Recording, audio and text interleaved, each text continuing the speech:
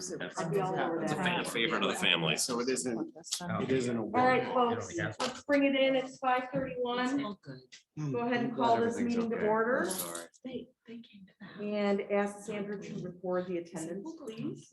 I said, that's all. Hopefully you've all had time to review the agenda that was circulated. If you haven't, please take a moment to do so, and then I'll ask for a motion to approve the agenda. Thanks. I will move to approve tonight's agenda. I'll second. All in favor? Aye. Opposed? All right, let's move on to Article 3, which is approval of the minutes from the October 18 meeting. Hopefully you've had some time to review that. If you have not, please do so now, and then I appreciate it if someone would make a motion to approve those minutes. I'll make a motion to approve. I will second. Thank you, sir. Any discussion, corrections, amendments? All right, all in favor of the motion? Aye. Opposed? Okay, moving forward to Article 4. This is the point of the meeting where we acknowledge visitors wishing to speak to agenda or non-agenda items. Do we have anyone who would like to speak on an item that they're not already scheduled to talk about here on the agenda? Anyone in the public or anyone on Zoom? I assume this is part of a planned presentation we're preparing for. All right. Yeah, Mike's on. I kind of assumed that based on. Oh, what yeah, was sorry, happening I'm before. No, engrossed here. no, that's all right. All right, then, moving on to Article 5, review and discuss DDA strategic plan, architectural designs, and that may be what's in progress right here. We get to set up here. Did you get it on there? Well, there's no mouse, so I can't. Yeah. Well, first things first, I'd like to introduce a couple of additional members of our team. Those are the two I gotta get into PowerPoint. We have. There's no right click. He's going to be part of the DDA. I don't know if they realize that. This is Mike Campbell, who is going to be our resident architect and urban designer. He's going to talk to you about some architectural stuff tonight.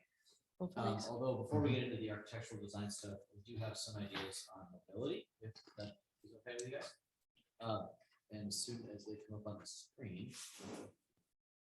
You'll want us to toggle over to that, I assume. Yeah. Right next to the other Well, ones. do they have our presentation? Or yeah. I would say You before. guys toggle to whatever the screen is. We will see whatever's on the screens. Okay.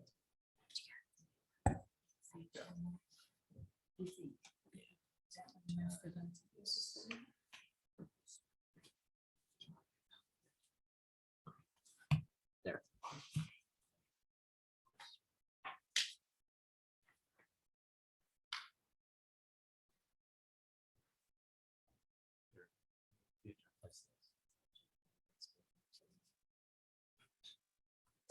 Oh, there was a time when I had There we this go. like down. Hey, all right. And the other one.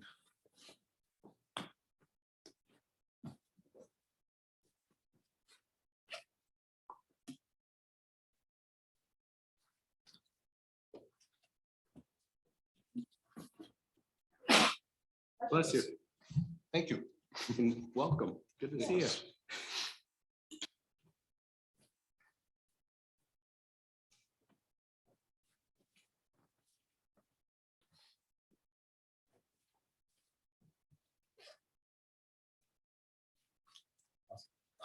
All right, so we had some preliminary ideas related to mobility based on our walk with some of the DDA members and kind of putting our heads together as planning team. And first thing actually I'm going to show is this slide, which is kind of a legend. Now, bear with us a little bit because since this is preliminary, the design work is by myself and Danielle and Jeff and not by Mike or any of our other design professionals, but I think it does at least tell a story. So a few things that we're going to suggest, potentially roundabouts, and you'll see that we're still kind of trying to figure out where the best option is for those. And we'll talk to you guys about it.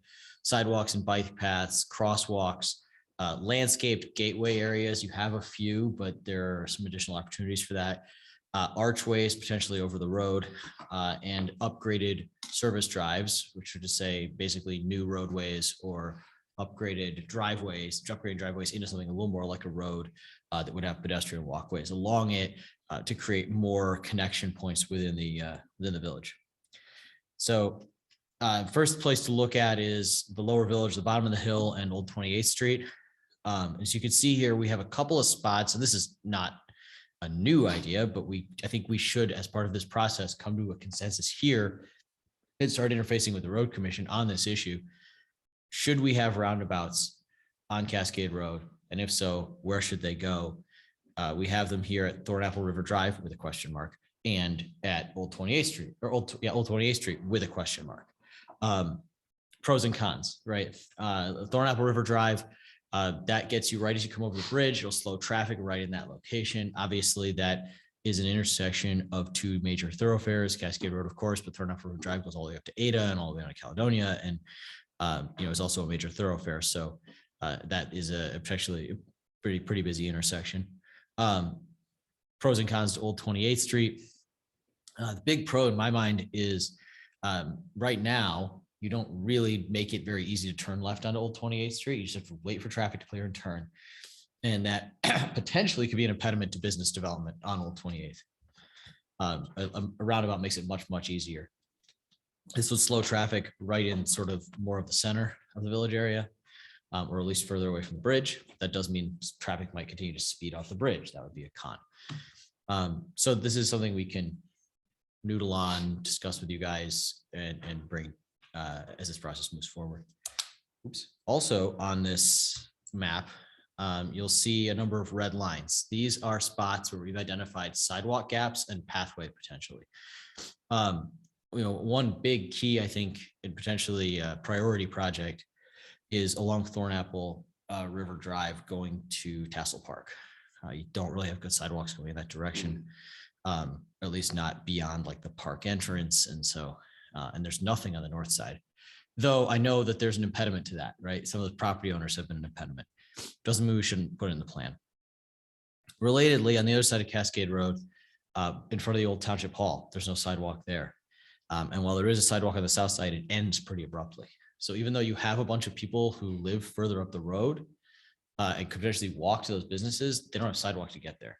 So those are potentially some opportunities to improve that situation. Additionally, on that stretch of Thornapple River Drive, there's already a little bit of on-street parking. If there's space, and there may not be, more on-street parking on that block would help businesses in that area and contribute to walkability. That is the closest thing you have as of right now to a Main Street feel, is that one block of Thornapple River Drive. So we want to make sure that we're providing the infrastructure for something like that.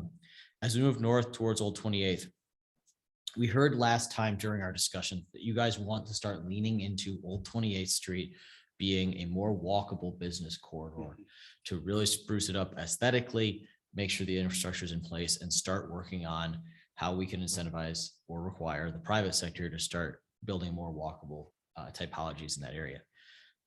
This would be about the infrastructure side. One thing, as you can see at the top and the bottom of the hill, we're proposing landscape gateways and potentially an archway over the street.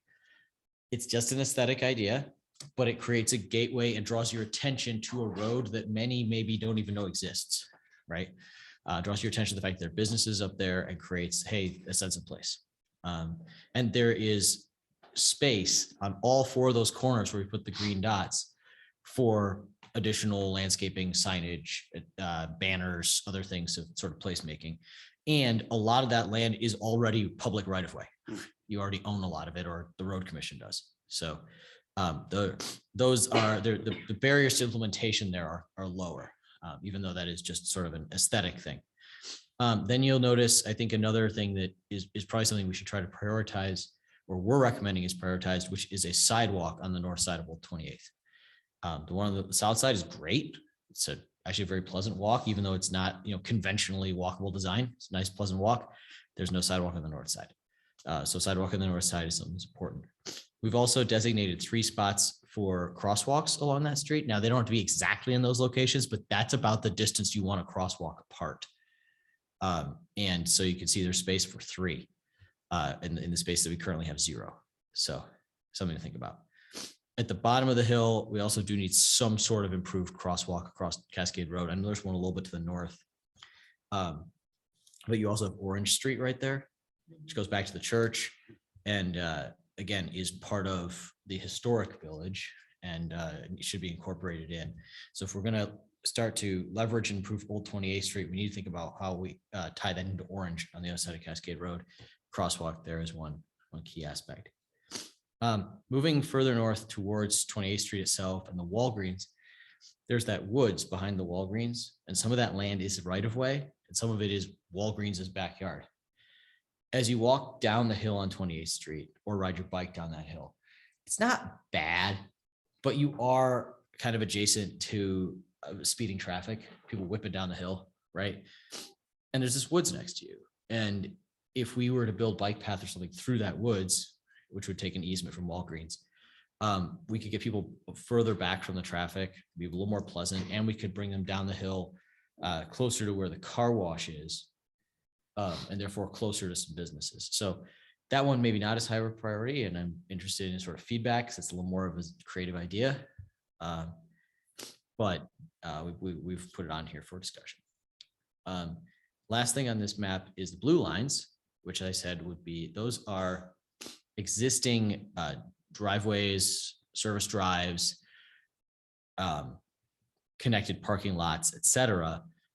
But they don't form the natural system that even these blue lines show, right? They're all there. There's nothing in the way, but it's not a natural system. It's particularly not a natural place to walk, though our group that took the walk did walk this route basically covered by these blue lines. And we did so safely, and we did so without feeling like anyone was going 45 miles an hour a few feet away from us. So is that a place where we can start to enhance the pedestrian environment? Now, it's all private property. But as we talked about with Thornapple Plaza, we may be able to start intervening in those areas. If you guys are willing to do certain things and property owners are willing to cooperate. That because that system of connections is already in place, that's one hurdle down. The legal and physical framework of connecting the Roadhouse to Harvest Health is already there. There's already a driveway there. So it's really just about design. Moving up the hill to the library, this is a lot less complex because we kind of have an idea of what the library's ultimate vision is, and we've decided that as a DDA, you guys support that. So that's why there's a lot of green circles. This is going to be landscaping, it's going to be recreation. It's not, over time, the plan is not for it to just be grass anymore, but it's not supposed to be built out or anything like that. It's going to be recreational, educational space. So our big recommendation here is let's make sure we have a nice, complete pedestrian circulation system through this campus and its surroundings. The big improvement there is we have sidewalk on one side of Thornbrook and Jack Smith, but not on the other side. So the part of the Nodos site, the piece of land that the township owns, and then the Nodos site again, and then the office building, connecting that street so you have sidewalk on both sides. And the other thing is if we had a pathway that ran from the front of the library towards the intersection of 28th and Old 28th, we wouldn't get all the way there because there's a building over there. But if we go in that direction, that'll start incentivizing people to walk from the library towards Old 28th Street, and is part of that whole puzzle with Old 28th. Right now, the only pedestrian pathway you have takes you back out to the intersection of Jack Smith and 28th, which is fine, but that's not the direction we're going to expect people to start walking, right? And then finally, Thornapple Plaza. And this is one where we're going to get into more detail. You see that we have another potential roundabout here. This one I didn't put a question mark on.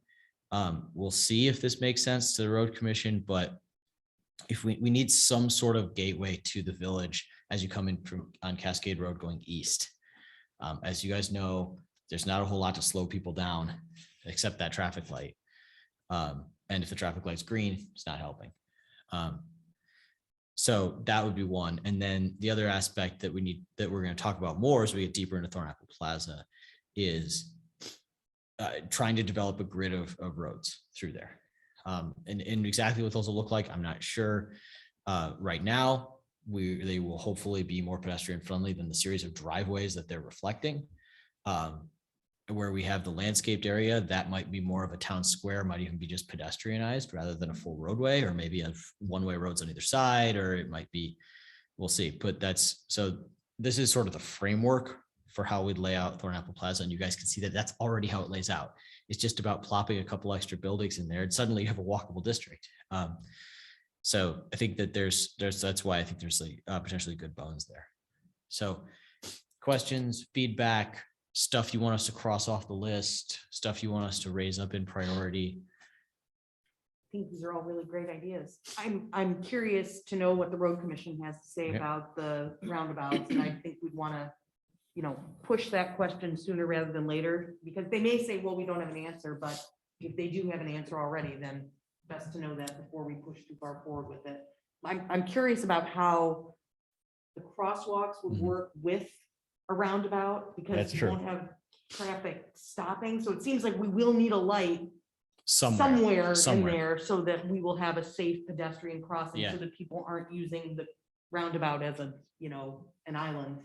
And that's a good point. And roundabouts can be, hopefully they slow traffic, but crossing at a roundabout is difficult, right? You end up having to cross 3 streets, right? Because you basically crossed island to island, island. And so that makes sense. Right. I had the same concern when I saw that. Right, Yeah. I mean, And, people would yeah, play forever, but we don't want Where to. the present crosswalk is, Yeah. could we put like a light there that somehow it's not a true stoplight, is in the sense of like at the Cascade Road and 28th Street, but a light stopping for pedestrians? I don't know. Meaning a roundabout and a. No, well, where are the existing? Oh. The okay. existing one, can we put a light, a pedestrian light there that they press and it could stop? I don't know if they have them. I don't know if they That's do either. that's like up to the road commission. And the road commission will make that call I was based gonna say, on. like in East Grand Rapids there, right by the library. Yeah. If you're crossing, there's a button and then this just starts flashing Yes. Mhm. and everybody stops for any pedestrians going from the high school over to the library. When I see a The, hand, you're gonna have to be way less subtle than that, man. I can barely see that far. So we had in the past had preliminary conversations with Tim Hogsma at the Road Commission about a hawk signal there. So the hawk signal is the NUDO approved pedestrian crossing item. It's if you've seen them before, instead of being vertical lights, they're horizontal lights, and they're flashing yellow and they're activated when you push it. So it would be the first hawk signal on the Road Commission network in Kent County. But they weren't against it because it's an officially approved item. So some of the cities and villages that own and maintain their own roads, they kind of get away from the standards sometimes and design kind of what they think will work. The Road Commission's always been very clear that anything that they do has to be kind of by the book. So that would really be the item that they would be willing to look at as a hawk signal. I'm glad to hear that they're at least open to that discussion, and maybe that should be our next step on this. Is if you guys like these ideas in principle, we can start looking into the feasibility of some of them with the road commission. I think the other potential option, to answer that question is roundabout at Thornapple River, roundabout at 28th, traffic light at Old 28th, which again will only happen if the road commission thinks it's warranted. But then that becomes your pedestrian crossing is Old 28th. So it's not, I'm not saying take it off, but a couple concerns would be the roundabouts right in those areas where we're trying to promote walkable, That's true. bikeable, pedestrian stuff. And when I think roundabouts, that doesn't necessarily scream easy. The other thing is, if I'm as community member, but because those are right in the prime areas where you want to walk to get ice cream and go, that's where we want to make the village. Also, we just dumped a ton of money in a huge project on redoing those intersections. And if I'm a resident and you think, where are we going to go bang for our buck?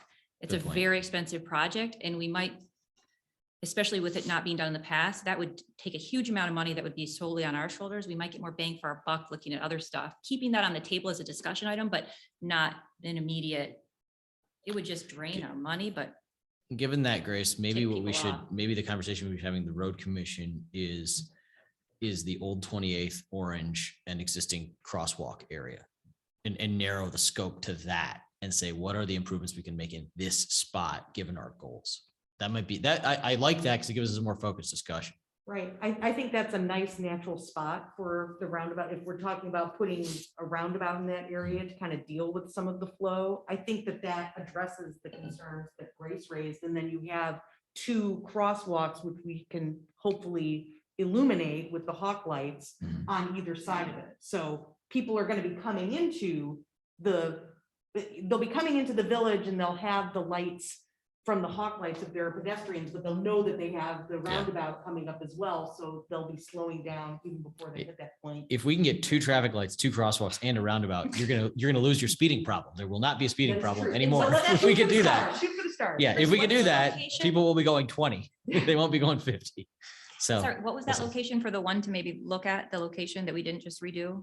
So the old, where Old 28th comes in and where Orange Street come in, because they're basically they're not quite across each So other, but it's basically one Is spot. it the top? That question The mark? top question Top mark, question yeah, mark. which wouldn't necessarily even have to be a roundabout, but that would be one thing we talk about. But additional pedestrian, maybe a lighted pedestrian, a hawk signal there, or a hawk signal at the existing pedestrian crosswalk. But I think that I like the idea of narrowing the focus with the road commission and saying our goal here, we have 2 goals. One is getting people across Cascade Road safely from business to business. And the other is promoting Old 28th Street as a place to do business and letting passing motorists and pedestrians know that there's things up there and you should check it out, right? Maybe not in those, maybe not in like those exact words, but in, the idea that we want to make this a center. And if we take that to the road commission. I don't disagree with the fact of like, man, we made a big infrastructure investment. At the same time, though, if we go back to the survey said they're concerned about safety, right? That I believe, correct me if I'm wrong. The other thing is they wanted a lower village, the potentially a meeting place. Those 2 things go hand in hand in a sense. And I think as we frame this and we talk about what is the optimal way of improving safety, one option is traffic calming. And in order to do that without creating inefficiencies of flow, roundabouts are the most efficient way to go about it. In my non-expert, but what I've read in between the lines.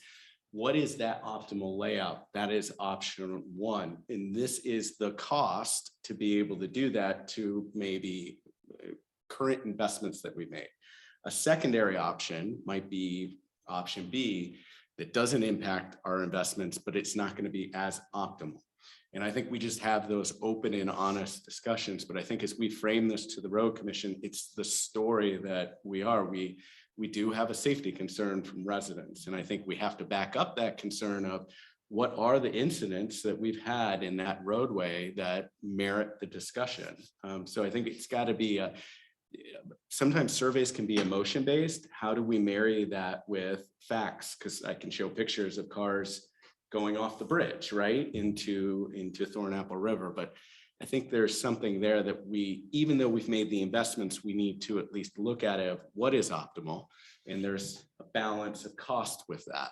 And then we may go with a secondary one, but I don't want us to completely remove an option if it's the most ideal one to achieve all the goals of what we're trying to do in the future as a group here, but also to parallel what the community has given us great feedback on. Does that make sense? It does. Steve? So I was gonna say, with that said though, Scott, based on what we've already talked about, what do you see as, I guess, I don't want to say a viable as we're just talking about the roundabouts, crosswalks, as we look at Cascade Road? And that's the part I don't know as an expert of. If we did something where 28th Street intersects with Cascade Road at the intersection where we made that large investment, if you put a roundabout there, would that calm traffic in both directions and be the most optimal placement of that roundabout versus you put them in these other places where you hit that sweet spot of efficiency of flow of cars and also calming of traffic? Does that make sense? Because I couldn't tell you that without an expert looking at that. And that's my fear of like, we're immediately going to jump to, man, we spent $1 million here. So we're gonna place it here, but we're creating a problem on traffic flow or we didn't really resolve the calming effect that we need to address safety. We I think kinda it's hit certainly, a yeah. half step as opposed to a full step that's optimal. I think it What certainly makes about- more sense to get the information about the different options. I mean, we're Yeah. at a point where we're still deciding which direction to go. If we can get data to back up, you know, the viability of one versus another so that the road commission and we can make a more educated choice, then that makes some sense. That goes right? back down to decision criteria. If our criteria to making a good decision are these 3 points, right? Say you create a matrix of, these are the 3 objectives we have, and these are the 3 options, and there's pros and cons with each one of them of cost, safety, and whatever those are, we align on, then we can make a really good decision, but also helps us communicate to the road commission, communicate to the community as to the why of why we're doing it. Didn't we have it, this was before my time, but it's my understanding that this, and things may have changed, but there was extensive discussions about this with the road commission and a desire, on these exact locations. You're talking Before about that, The what? roundabouts. I thought there was and also, I mean, Eric, the new township engineer, he came from the streets department in Holland. He's got a good relationship. You should be able to get the information back fairly quickly. So the primary conversation that we had was at 28th Street and Cascade Road. And the road commission was actually fine with that project. They said that they would, they weren't going to fund any of it, but they were fine with the township moving forward. It was a really combination of our township board and the businesses in the area that pushed back on it. We had a couple board members that were very, very, very vehemently against it. And then the business owners we talked to said that they simply liked the fact that people had to stop at that intersection at the traffic light. They thought it garnered them more looks than people just, you get into a roundabout and you're driving through the roundabout, you don't stop, you're paying attention, trying to remember how to do it. So it was a combination of those 2 conversations that led us to the improvements that we made there in 2015. And Was there enough land already in our right of way that we had access to, or would it require more private land? So the initial preliminary engineering showed that there was just enough land. We never really got far enough along to back that up with, hard surveys and all of that. It very clearly wasn't going to be supported, so we didn't invest that much money in it. And do I remember correctly that the individual, not the business owner concern, but the individual opposition was more of a, I don't know, like roundabouts, because it's a roundabout, not a particular concern as to like location or anything like that. Is that correct? That's how I would quantify it. Okay. Yeah, I would say that was a correct assumption. I like the idea of roundabouts slowing traffic, but my perception is roundabouts also creates a hazard for pedestrians. Yeah. To me, it is a huge concern of mine. I don't think it would slow traffic down, but if they're, let's say, at these intersections, people trying to cross, I see pedestrians getting hit. Well, we certainly couldn't have 3 roundabouts without any sort of a stoplight. I mean, that's not something that I imagine they're even recommending. No, that's why we have the question marks on there. Right. And then the thought process for us is if we create a zone that's between 2 roundabouts, the traffic through that zone will move slowly and we can stop them in 1 to 2 places for pedestrian crossing. That's the overarching vision. But I see a number of impediments to that. So it may not end up working out that way. And I don't want to default to, well, we lost that roundabout, so we have to do this roundabout. So we have to go roundabout somewhere, right? If it all falls apart, we'll come up with a different idea. If you did it in a different location that was maybe a smidge farther out rather than the heart right there, does that defeat the purpose? You know what I mean? Because does that give you too much time to speed back up? Like I'm thinking in my neighborhood, when you go down the curve, as soon as you hit the curve, boom, you know what I mean? Like, So I think that it might be worth talking about putting one at Burton and just thinking about like, what is the impact of that? That would slow traffic, I think. And if you went roundabout, traffic light, pedestrian crossing, like that's where, again, that's what's going to slow traffic is that they have to pay attention to something that's coming up next and quickly.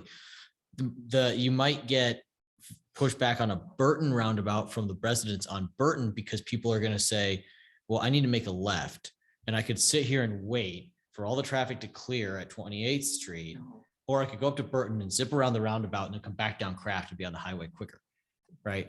That I think that you might get people doing that. So these are all pros and cons, and I think that's why it's a great time to get the road commission involved and start talking through these I things. mean, I think that the good thing about talking about all of this and this is an option is there's a ton of data out in terms of how well roundabouts have worked in the areas that they've put them in.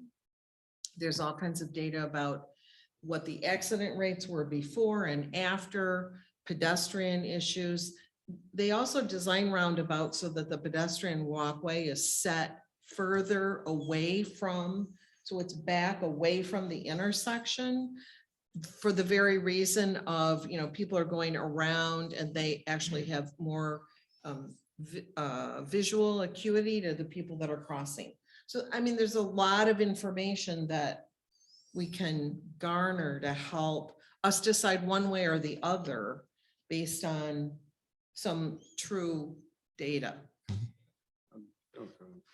One other thing, and I'm not convinced this would work, but putting the roundabout on the other side of the bridge at Thorncrest, you're slowing them down before they get to the intersection of Thornapple River Drive and Cascade Road, because with the park right there and us owning Tuffy, I see that being a potential heavy pedestrian area. So my thought is before people get to that area, you want to slow it down.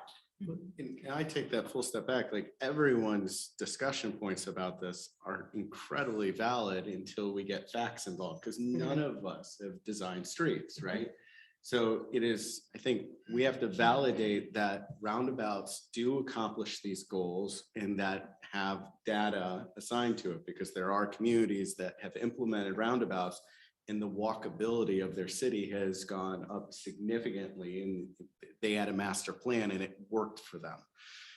Based upon what we have, our sandbox that we play in, is there an expertise to say, I have an expertise in roundabouts and what have you, that this will work, and here's the data, the support that this will, because it's not only a sell here to us as a group, it's also, you have to sell it to our community who has to live it in our businesses.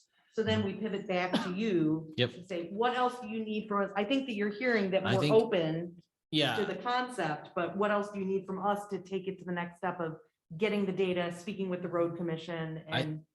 I think we've got it, because I'm hearing from you guys, you would like us to explore this overarching goal of slowing traffic through this stretch and getting people across the street easier.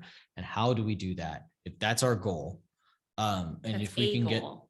that is, it is Yeah. a goal. Yes. It's our goal for this stretch of Cascade Road. Yeah. And I do think other goals spin off of it, like the goal for Old 28th Street is helped by Cascade Road being less of a drag strip, right? So I would say, I think it is time now for us to interface with the road commission and the township engineer, get those engineers around a table and talk through these different options, and see what data we have or need to get, and then start coming up with preferred alternatives, and then bring them back to you for your review. But do you think it's fair for us to give you the feedback of what are our 3 objectives that we align to, that we need to accomplish with this layout? Like, have we defined what those, for this to be successful, what are those 3 or 4 objectives that must be true in order for it to, like, for example, efficiency of flow of vehicles, safety, cost. Is there anything, are there things that give feedback of when they come back, like we've checked the boxes? And partly the road commission's number one, that's where they're always coming from, is safety and traffic flow. You've got a certain, they know the count, estimate how many we have. That's part of the problem, right? Is that you got to get such number of cars and there's only so many ways to get out. And I mean, this is true. a huge area. So that's kind of inherent in their analysis, which is very, very helpful for us. It doesn't sway it one way or the other, but they're like, look, because we've asked them before about, different locations. Well, maybe, but you got to get X amount of cars through these, and there's limitations. So that's great that they're already focused on that. It is my understanding the state regulates the speed limit on Cascade Road. And, I don't know how much discussion we've had with the state to slow it down. But one of the, we can do the roundabouts and all of this, but we have to get the speed limit lowered too. It's tricky business. Yeah, But We don't want to start that dance until we have more information, because Yeah. what we don't want to have happen is for them to analyze and say, guess what, we think your speed limit should actually go up. yeah. Because that's what people are driving. Well, where I was going is, what if we had a petition and had several thousand signatures and say, we want this slower from one intersection to the other? I think But that's a great way unfortunately, to that's not how plan the it. system Yeah. works. Could we put a cop Unfortunately. car there when we know Yes. they're gonna do the traffic study? You know what I mean? Because they only, Can you- we know how they're gonna do it. Could we just have a heads up on Yeah. when? Unfortunately, how the system works, which is why Grace is making this joke, Or being serious? is that, or being serious, or we should all drive through at 20 miles an hour in a loop. No, just- Is that if you ask them to evaluate the speed limit, they will go and measure the speed of the cars for some period of time, and then they'll take 80% of that speed, and that will be the speed limit. There's a good chance the speed limit goes up. The design changes have to come first, and once you do them and the cars slow down of their own volition, that'll bring the speed limit down. I think it is a silly system, but that's what we're living with.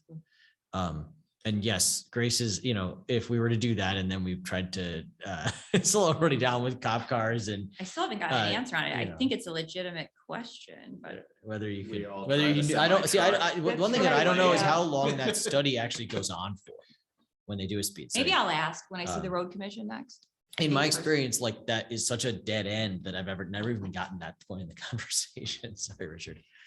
One other comment is that we have arches at both ends of the old 28th Street. Would we want to consider an arch going into, what is it, Thornapple Plaza? I like that idea. We've kind of flown that flag before when we tried to get some businesses to go in there. So maybe it's a different type of arch. I mean, it's an entrance to an area as opposed to a through, but yeah, I agree completely.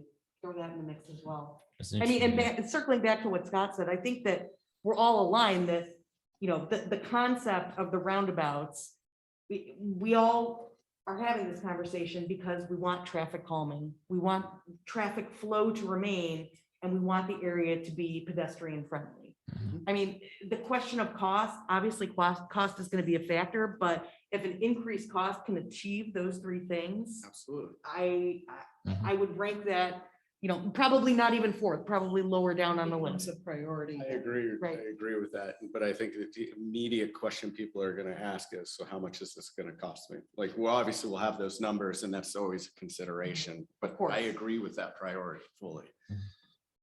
Cool.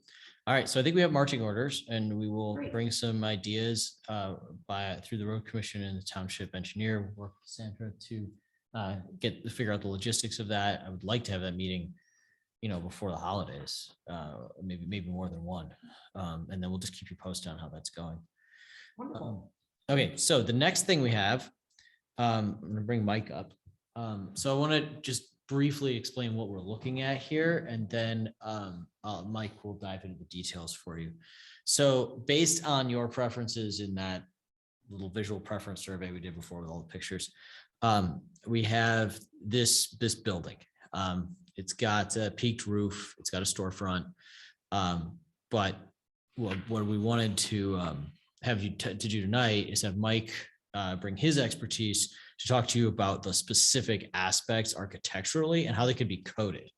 And this, in terms of coding, some of that would go to the planning commission to discuss as a possible amendments to section 8.08. And we're not there yet with that zoning language, but because we need these ideas out there. And then the other part, of course, will come to you guys as part of the facade grant program. But anyway, Mike, will you come up and walk through what makes this building work architecturally? Okay, well, like Chris said, in response to your feedback, we came up with this vision of a building that has a pitched roof. We'll regulate the pitch. Also, the building, it would be like a wood frame building with clapboard siding as opposed to brick. So it has more of a village or hamlet kind of feel. This particular building type we've used previously is interesting because it demonstrates how you can have an at-grade entrance. Then you have this sort of residential kind of look, but you can also have an at-grade entrance for accessibility and for retail. Probably all, and if you're going to design a district that, you know, that is village-like or hamlet-like, probably all the buildings wouldn't be at grade. But, you know, this shows that you can have them at grade. I'm also looking at and trying to regulate the width of the building or the width as it pertains to any gables, because you don't want those gables to be too monumental. I've seen that a lot where, you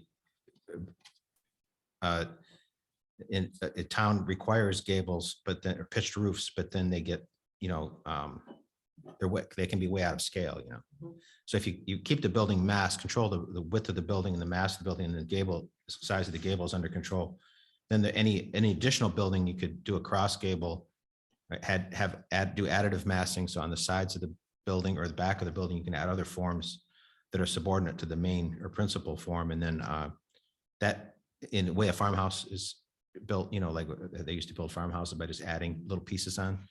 And then that would contribute to the village feel as well and would keep the scale down. So that's, I think that's most of the architectural aspects. The height of the building is regulated as 2.5 stories, which is shown here.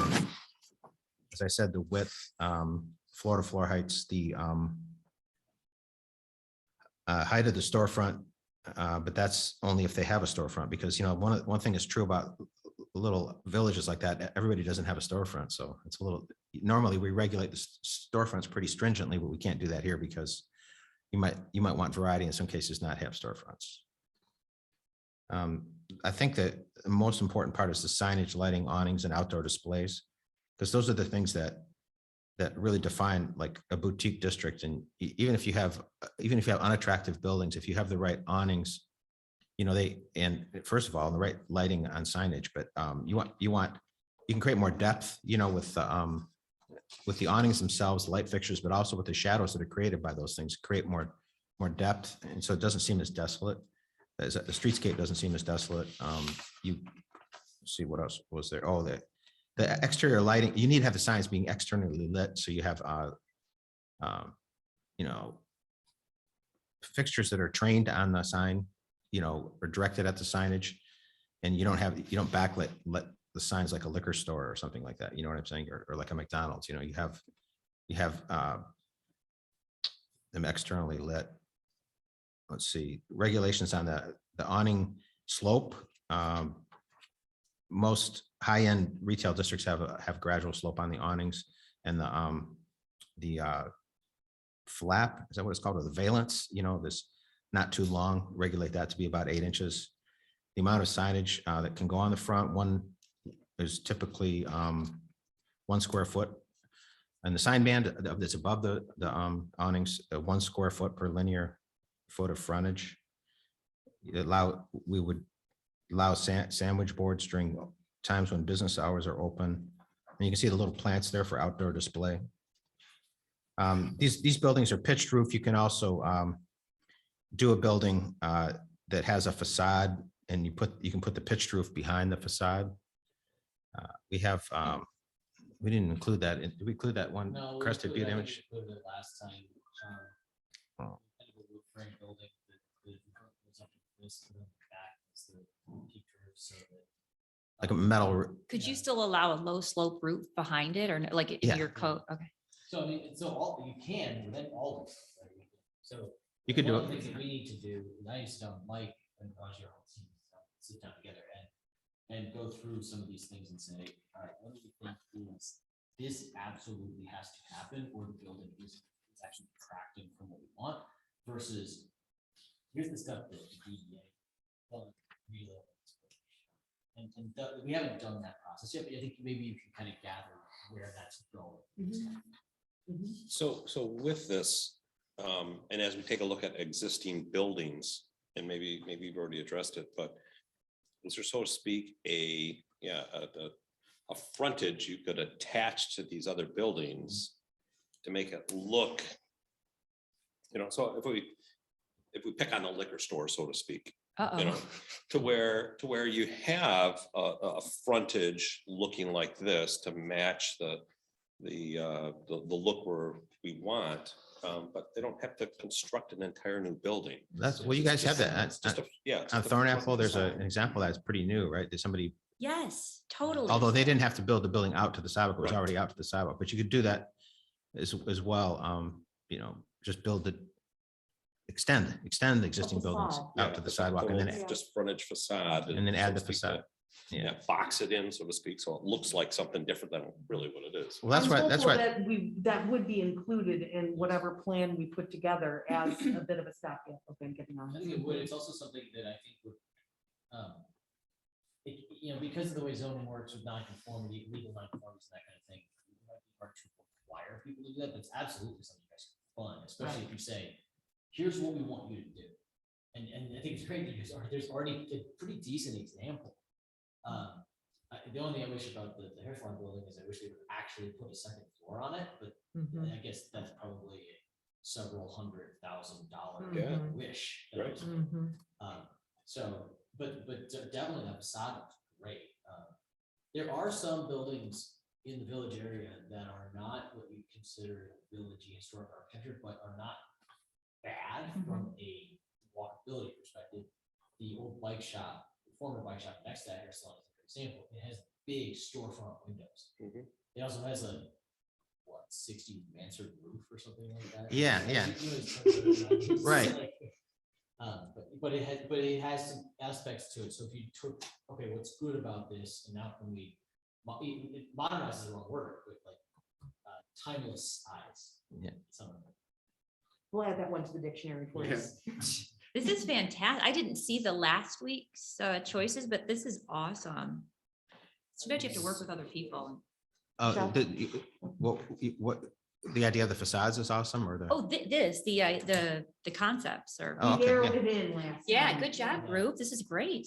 So as a board, I see this, are we then going to help pay for this with the individuals or just because if we left it up to the businesses to do it, they're not going to do it. Right. Well, I think that the answer is it depends, and we will have to decide which parts of this we want to fund and or how we want to incentivize people to do it themselves. You know, whether we're doing, Grants. whether we're doing grants or whether we're, offering some kind of incentive Incentives.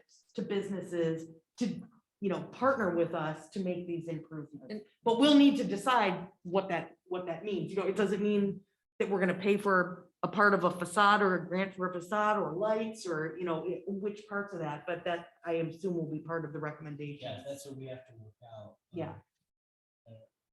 Because I think there are some things that, like I said, actually fit under the category of zoning because they should be required, but those are things more along the lines of you have to have an entrance in the front of the building, right? This is kind of a basic thing, but some of the buildings don't. They face a parking lot in the back.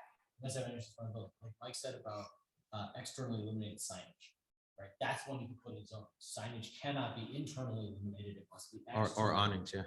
Yeah, or you must, or the one square foot per one linear feet Yeah. thing, which you may already have in there. Or that awnings don't be internally lit. You've seen those colored, those brightly Yeah. lit awnings. You don't want those either. Yeah, I think, I don't know about you guys, but it's funny how the difference between a nice awning with an attractive sign with little goose headlights, and then like almost that exact same thing, but with a big garish sign and the internal lights. And it's pretty universal that people associate one with sort of being safe and attractive, and the other one being So I think part of this process too is identifying those buildings that we feel are most critical for doing these kind of updates as part of building this lower village, upper village, wherever that impact is.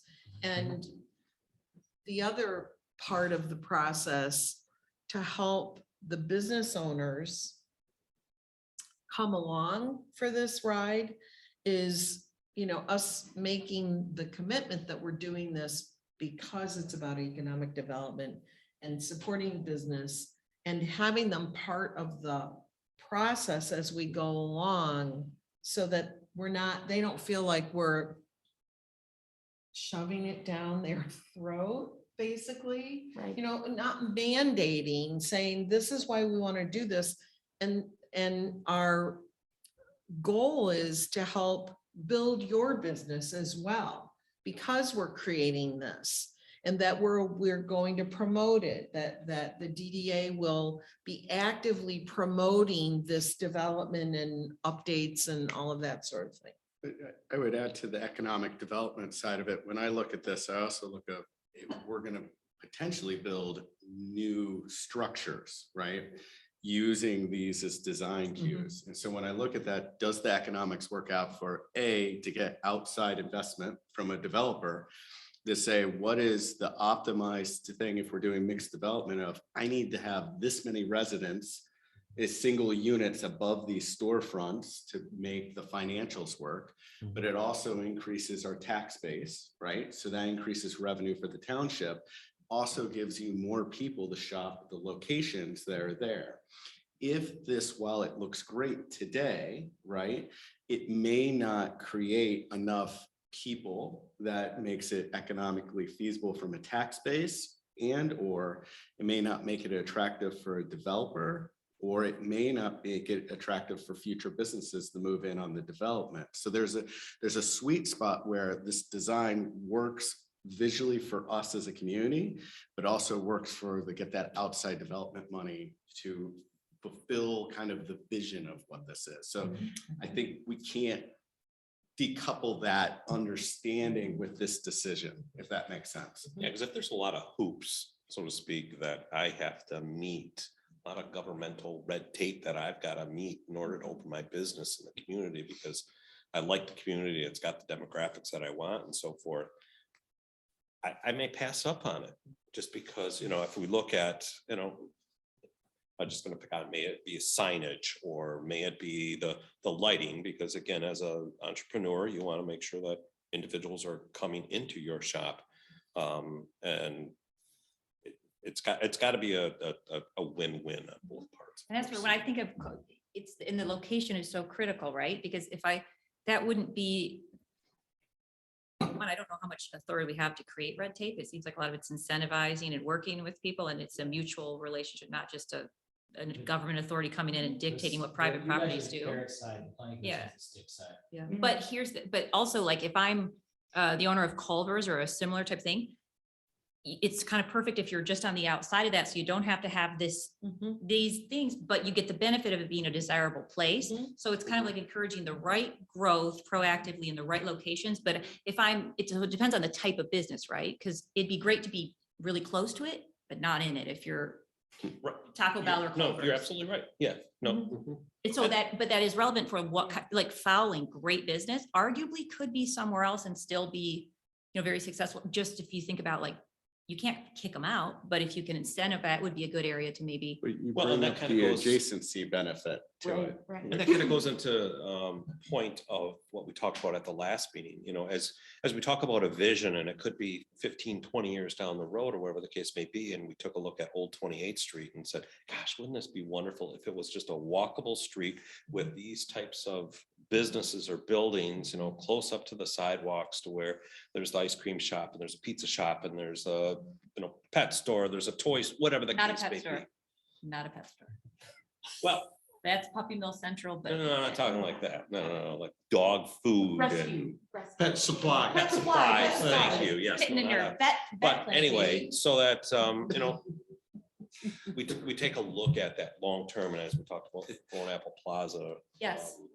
Same thing, and again, what's great about this is that we just talk about, we're just doing some brainstorming in the respect of, what could this look like without having to tear everything down and rebuild a whole community, and we don't want to do that. But I think that I'm hearing from the board that we're responding positively to this this idea of design style, and that's Because the I think kind of we've got a lot feedback. of this already. Yeah, Down in the village. I look at it, I love it. I think Yeah. it's a good direction. that Rick you're had a headed. point. It might even encourage I some of those like other this. buildings. Right. But when you go down Cascade Road, all the parking is in the back. And so to basically have all these businesses now put entrances along the sidewalk, that's great. But if, it's not going to be conducive for people to park in back and walk in the front, that means they're going to have 2 entrances, and then you're losing retail space.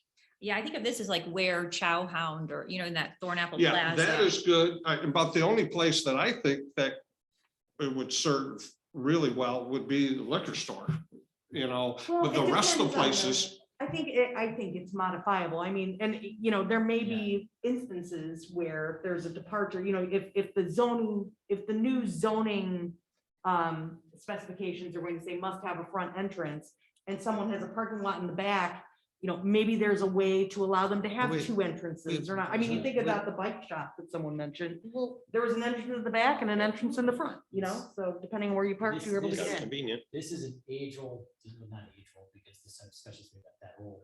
Because planning and zoning terms, but this is the discussion that always comes up when you're trying to create a downtown on a busy road and trying to suburban. So those ice cream stores, we thought that was a good precedent, for this kind of. That's true, and that's been them sitting a little bit higher than 28th Street with the trees and stuff. That's why those ice cream places are so pleasant. But people do come around the front of those, but they're not coming around like right next to Cascade Road. But we will have to think about this. That's part of the reason that we think that enhancing that driveway that runs parallel to Cascade might be an idea. And maybe the requirement in that area is you must have an entrance on that.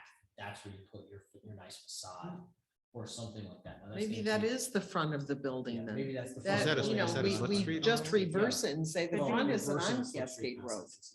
The It'd be front is fun on to the see what parking that lot. Oh, yeah. parking lot could be potentially redesigned to be functional, but also a little more, And you still could Quaint. put a facade along Cascade Road. Absolutely. I think how you do that can make a big difference if traffic is calm through there, where you make it a better billboard for those businesses of people seeing what is in that plaza if you come around to the front too. I Mhm. mean, if you look at what Meyer did at the beginning of, as you enter off of, 96, I mean, they created a facade that makes it feel like a small town village, like in that development. Some of it's kind of that Disney magic of making it look a certain way, right? So the backside of the building can have this identity that welcomes you in as kind of that, that doormat to get you into that development to the front. of it. So what other is it feedback do you professional need from planners us? listening to Yeah, I know. non-professionals These are ruminate? important conversations, because it's a hard decision. Because what you're trying to do, just go really big picture, what you're trying to do is hard, right? That's why you could guys. be not doing any of this. You could just plant some flowers and call it good, right? But we're not, we're trying to do something that is hard. And I think that that's why these conversations are important. And why you guys asked us to do this, because you want to not be spinning your wheels on this, but to have had this conversation and start putting your money into things like investing in buildings or investing in road design or investing, just like knowing what your vision is so that everything moves in the same direction. But we have to get to that vision. And these are the kind of things where it's like, oh, we all agree, oh, no, now we have something to work out, right? That's where we're at. So I think this is good. This is. So at what point in your process will you come to us and say, here are our recommendations for how the DDA can financially incentivize these businesses to do the things? I mean, I'm assuming you first need to, work with the planning commission and get that nailed down so that we know, what I specs think we're talking about. Process wise, I think, like I said, we need to, I think I really appreciate what Mike's done, because what he's done here is not in my personal skill set or Danielle's or Jeff's, or at least not to the level that he's got, which is articulating like exactly what we like about this and how someone can screw it up, you can look at intentions, right? So what we need to now do is say, what is the bare minimum to make sure a new building in this area meets or is advancing the vision? And then that needs to go on the zoning side. And then say, all right, what does DDA want the building to be? That becomes is if somebody meets these criteria, you are willing to pay. Finish something, whether 50%, you're willing to pay some specific cap, or in that way, and I don't have. That's when we dive into budget. And next year's budget, year after, the soonest. But that's when you start saying, hey, business owners, cash is available if you meet these criteria. And all those criteria. Also related is that it maybe once we have those lists, probably want to sit down with Brian and get his feedback, and then when he's ready, his planning commission is, it's his, not, or he's the gatekeeper of the planning commission. So once he's sort of ready with that, then we take that to the planning commission and look at some of those amendments, and that happens on their time. Sounds good. One question I think we may or may not have answered as a group is, as we look at these, one goal is to dress up or maybe update some of the facades of existing businesses, design language for new businesses coming in. Are we looking for the solution to also create mixed development where we have residential potential with these? Because I think that drives design language. If that is not in our decision mix, that we want mixed development, then it's like, okay. But if that is something we want, that's going to drive some of this design language too, that it's open to that. Does that make sense? It does. And I think we do. I think we want to at least have it as an option on the table. We may decide as we look at some of these things deeper that we don't want to go in that direction, but I certainly don't want to exclude it. Well, and is that a conversation that we have to have with the planning department? Kind of seems like it is. Yeah. I mean, I don't know that we can really, I don't honestly know what. So I zoning think it's a says about- collaborative discussion with planning so that they can weigh in early on and say, yes, and no, but whatever those things are, because we don't know what we don't know about Right. what, Mixed. And Right. the reason why I bring that up is, and I'm not an expert, but the more I'm reading about it, it looks like some of the more successful projects have been mixed development versus very narrowly focused just for the business, for the longevity, the success longevity of what we're trying to accomplish. And so I just want to make sure we have it all on the table and we're directing accordingly, that we didn't make a decision on this that limited that ability to be successful with that residential side. think So your there's- story limit, right, 2.5 side, that kind Yeah. of takes into account a great way to incorporate growth without losing the character that we're going I with. think, yes, that's a big piece of it. So, because I think that Scott, that's probably part of what you're getting at is building height, right? Yeah. So- And for it to be the economic, that then circles back to the economics for the That's right. developer, and it doesn't turn into, if you have $1 million, you get this, right? I mean, you're. And there's a kind lot of of other thing. parts that go along with that. And to build those kinds of developments, you have to have the other elements within the area that support that. Mhm. So, and I don't know that, I just don't know if the planning department has some vision of, yes, we'd like to, no, we have some data that says that, people would like some of these, maybe there's some people who want artist studios with, livability in the same building. I don't know what information they have. That's why I'm saying, I think it would be a good collaborative discussion to kind of figure all that out. And we have great assets. So with that collaborative discussion, is the proposed April group meeting of the different commissions too far out? I don't know, if it maybe a little bit, though we could kind of plan, we could target it if you wanted to kind of say, we want to have a really robust set of background facts, and we know what the DDA thinks, and the planning commission thinks, all come together, make a decision, then that's possible. My other concern though with that is that would be you guys, planning commission, board.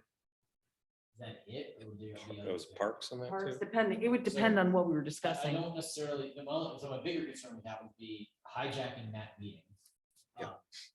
For a more, pretty specific discussion. Yeah. And also a too many cooks in the kitchen issue. And so it might make sense for you guys, the planning commission, to be meeting on this issue, and then for, say, our team to take that to the board and say, planning commission, the DDA had a meeting, and this is what they came up with.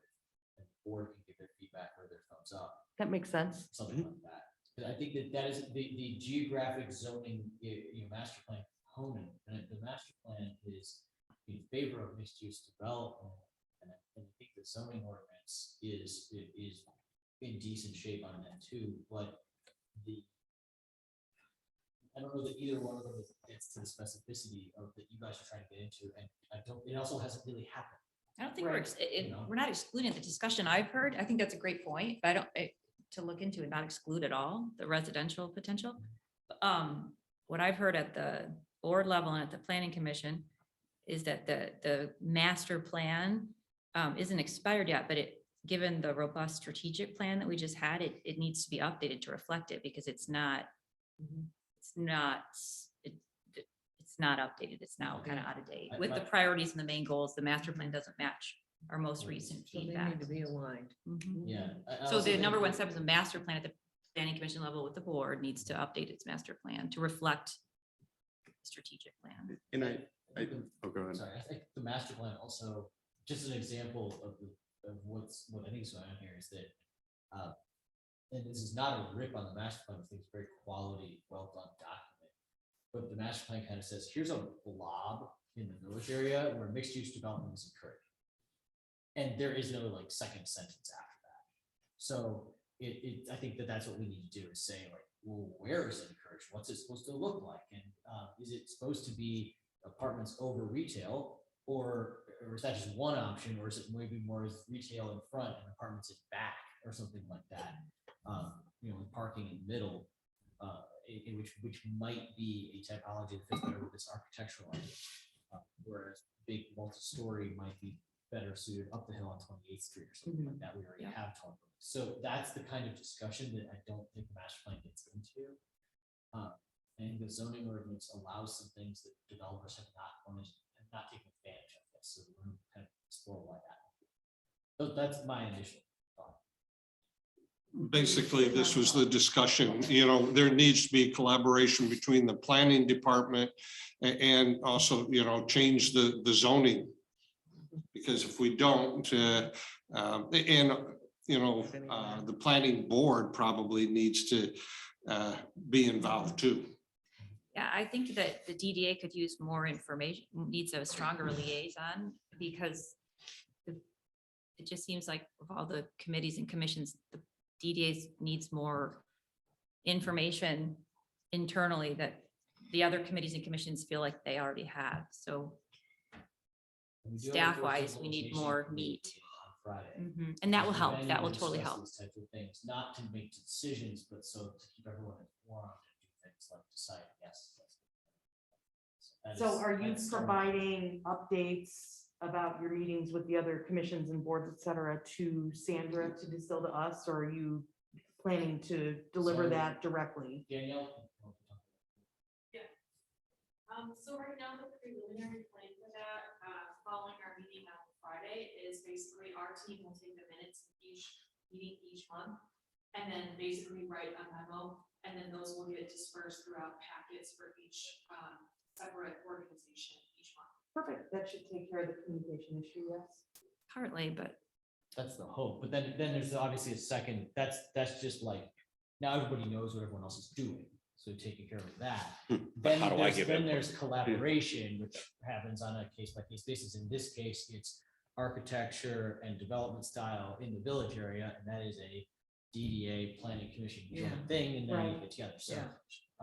Yeah. It's likely as we talk about some of these pedestrian pathways, you might have to have a joint meeting with the pathways committee or something Right. like that, and that's where we're hoping this implementation committee will like make the logistics of setting those things up easier.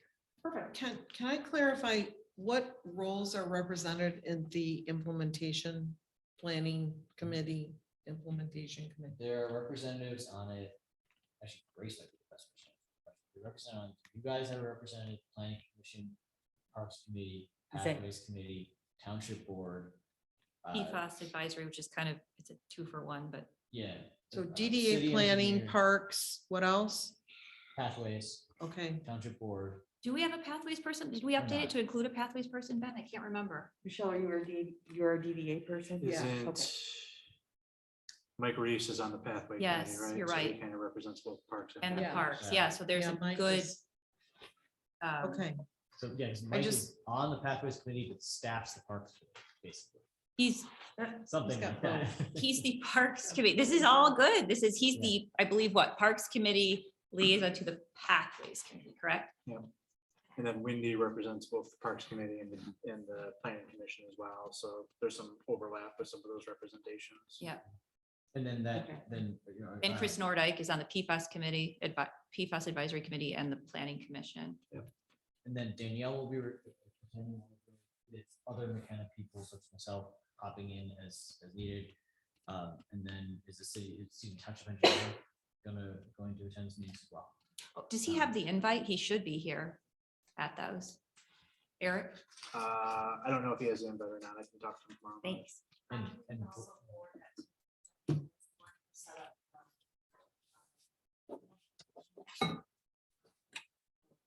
And we want to let you know. Okay, So if there's any staff members that you guys want to go with that, just let us know. and I can forward it over. and the perfect. last person would be Brian Hildebrand. And this, it's open to the It's a public too. robust It's group. noticed out, so anybody is welcome to attend, encouraged to attend, I so. shouldn't hear. Friday afternoon at 1. Other information you need from us? I don't think so. I think if you guys, I think we have marching orders on both of these topics. Great. So we'll be working with Sandra to coordinate with Eric and the road commission and start moving forward on those issues and figure out feasibility. And on the architecture side, like I said, our team has some internal work to do, and then we'll be coordinating with Brian and probably setting up a joint meeting with you guys in the planning commission. The one last thing I want to say, not to just beat a dead horse, but my general hypothesis has been with downtown Ada, as beautiful as it is, it hasn't been successful drawing people in to engage all the businesses, and they're looking for outside opportunities to drive people in. My general belief set is that one of the big misses for them was there wasn't a strong residential mixed development piece of it with condos. And we, as a community, have strong assets. We have multiple grocery stores, ice cream shops, we've got bakery, we've got coffee shop, you go on in restaurants. We have core assets that we don't have to attract and build right now, that we can focus with residential. But just because you have these beautiful buildings and you have all these great stores, doesn't mean people are going to shop it. And they're still fighting to make sure that you bring people in, so. And they're building 3 huge residential complexes near the grocery store, I believe, Yeah. plus the hotel. And a So hotel. I wonder, it'll be fun to watch their little experiment. To see I if think so. now that gets it to Right. Yeah. catapult it forward. I think it may be Hotel, proof like- of concept that you're talking about, because it creating reasons for people to be there 24/7. Yeah, right. And it also plays to what we're trying to do as a DDA, is to make sure we uphold property values and we don't have vacancy in buildings. That might be a strong component that we really need to focus in on, is that more, that residency of this space that we're talking about. Agreed. Shove people in, but don't lose the small town feel. So you got like 2 opposite, Nudge. Those are not Nudge. opposites, right, Mike? it's People in. proper planning. Small we can towns do are it, right? urban, correct? Right, well, Suburban. Like that. Yeah, and they have housing of pretty serious density, Urban but then light. they run up against rural areas.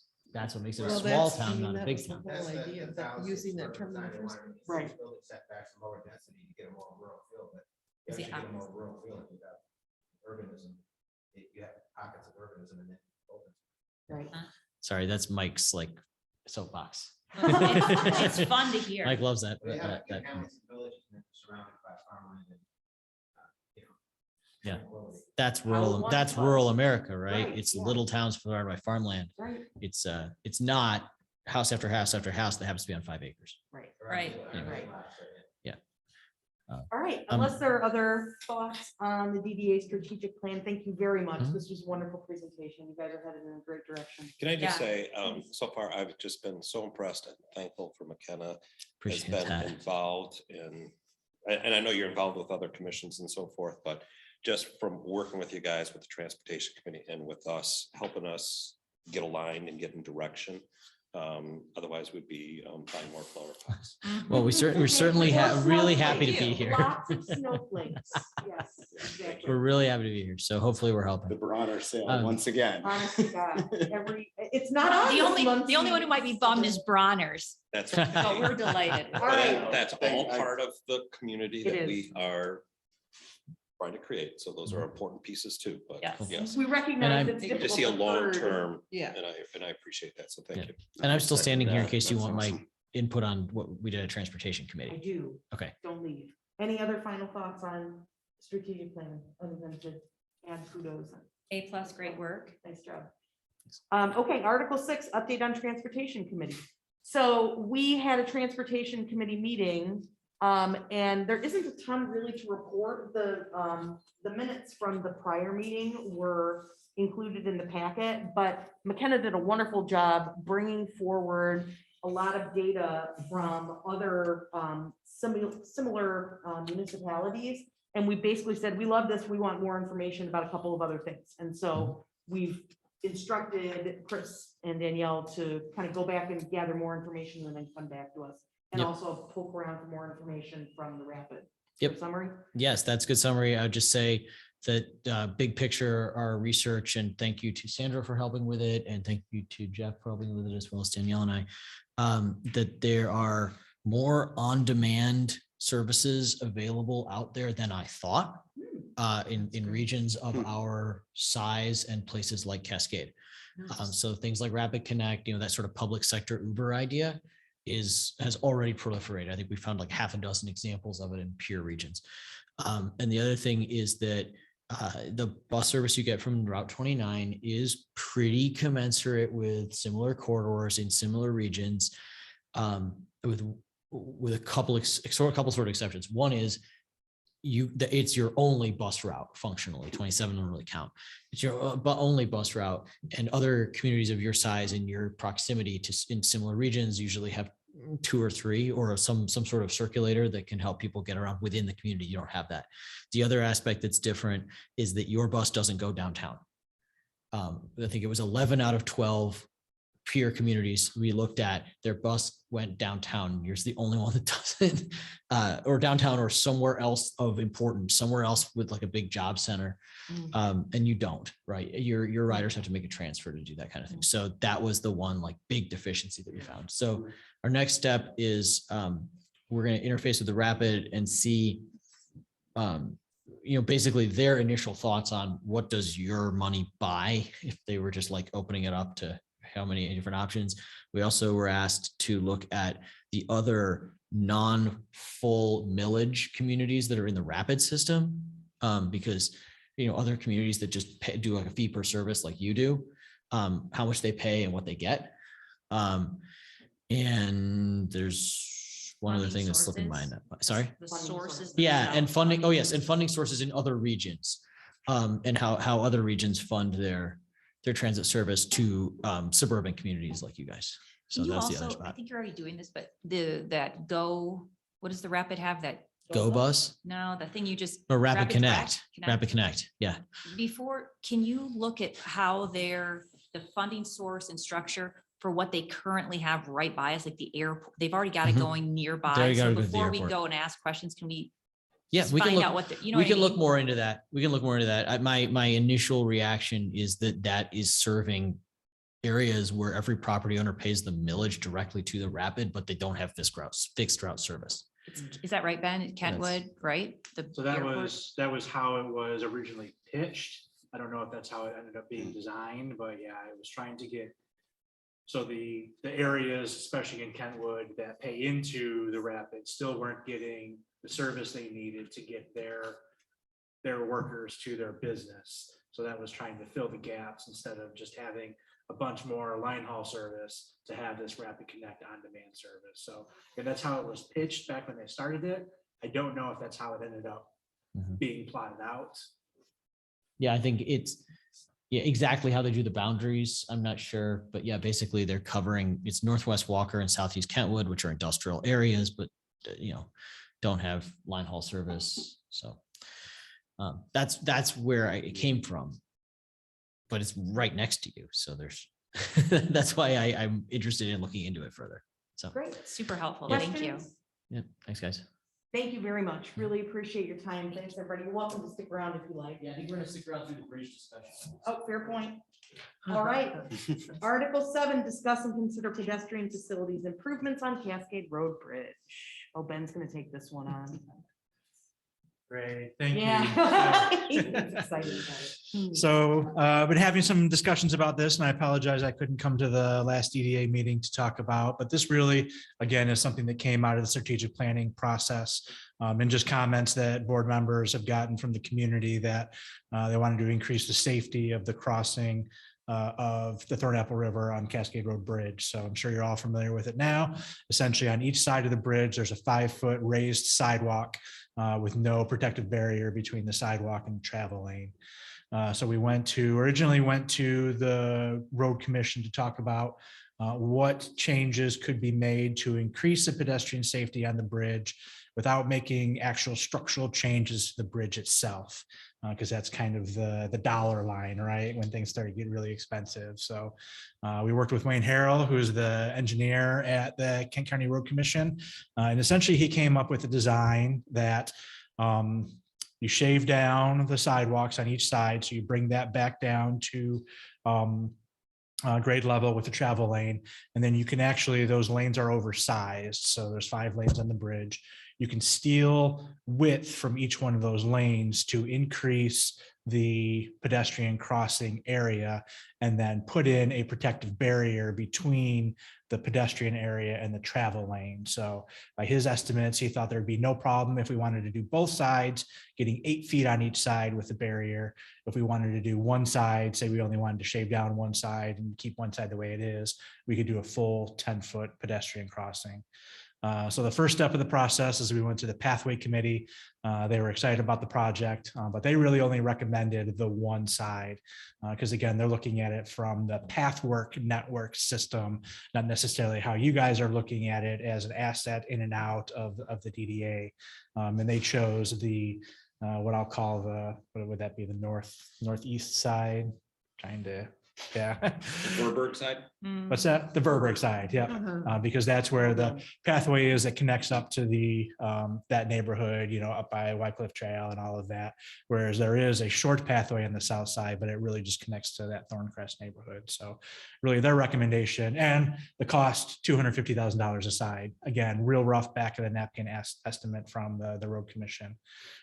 So then you guys talked about it at your last meeting and wanted to get some more information about a true separated bridge, what that would cost. So myself and Eric, our engineer, went down to the road commission and talked about it. And really the issue there is that the structure of the bridge is at its limit, right? So you can't cantilever or otherwise attach a separated pedestrian facility to the bridge without making significant improvements to the bridge itself. And really what Wayne came up with was that whether you wanted to cantilever it and make engineering or structural changes to the piers and the width of the bridge, or if you wanted to actually just create a completely separated bridge that would sit next to it, it's about $2 million a side either way. And that really correlates with the price that we had gotten for the I-96 crossing over the Burton Bridge as well. That would be a little bit bigger, a little bit more issue with traffic control and all that. That had ballooned up to $3.2 million. So took that in, all that information back to the pathway committee to see if that changed their interest or not. They've made the same recommendation. So certainly they want to see the again, then the Verberg side improved, but then really kind of kicked it back to the DDA to say, if you guys, they would certainly support both sides. They just think from the pathwork network side, the primary improvement should be focused on that north side of the bridge. So back in front of you guys today to answer any questions that you may have and get a better understanding if you're maybe interested in making that commitment. One of the questions that came up at the last meeting as well is, can the DDA legally make that investment as well? So the general answer is yes, as long as you can connect it to a benefit in the DDA.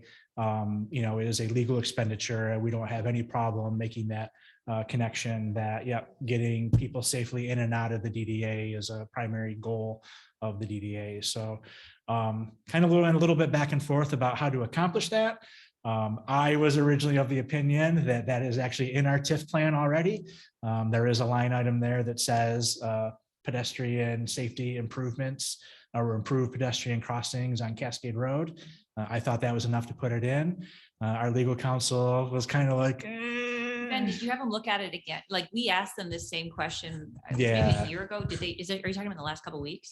Yeah, so we looked at them again. I pointed that out specifically. I wanted to look at Because that I think they did say what you were thinking the first time. because that's what why I was in. And they really said that if you want to, all statistics are made up on the spot, right? But there's an 80% chance that if we did it, nobody's going to say anything. It's going to be fine. But if we really wanted to do it the right way, we probably need to amend the TIF plan to put that project into it.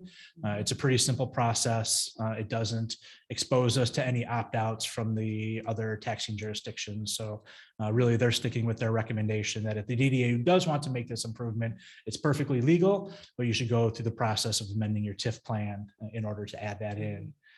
That being said, and this may relate to the budget discussion as well and what's going on with McKenna, but we probably really need to look at updating the TIF plan anyways. So I delve into it a little bit when I was researching this. And part of that is a financial analysis spreadsheet of the amount of money that the DDA will collect during the life of it. And we are collecting in the DDA right now, but we had anticipated we'd be collecting in 2041. So our TIF plan doesn't have enough. Even if you guys did every single project that's in the TIF plan, you don't have enough projects in the TIF plan to get you to the end of the TIF. So at some point, whether it be now as part of this process or when McKenna's done helping you with your master plan, there is a TIF update in the horizon. So It seems to make a lot of sense to do this TIF update now, given that but I'm not saying we should rush into it and do it just for this one bridge project, because there may be other things that come out of the strategic plan that we want to be able to support. And if we're updating the TIF plan, let's fold it all in. So I'd like to add that to our list of things to do. And I know there's got to be, I know that we're probably going to be hiring McKenna or someone else to help us with adopting an updated TIF plan. So we'll probably want to include in the budget the fees for doing that in addition to project costs.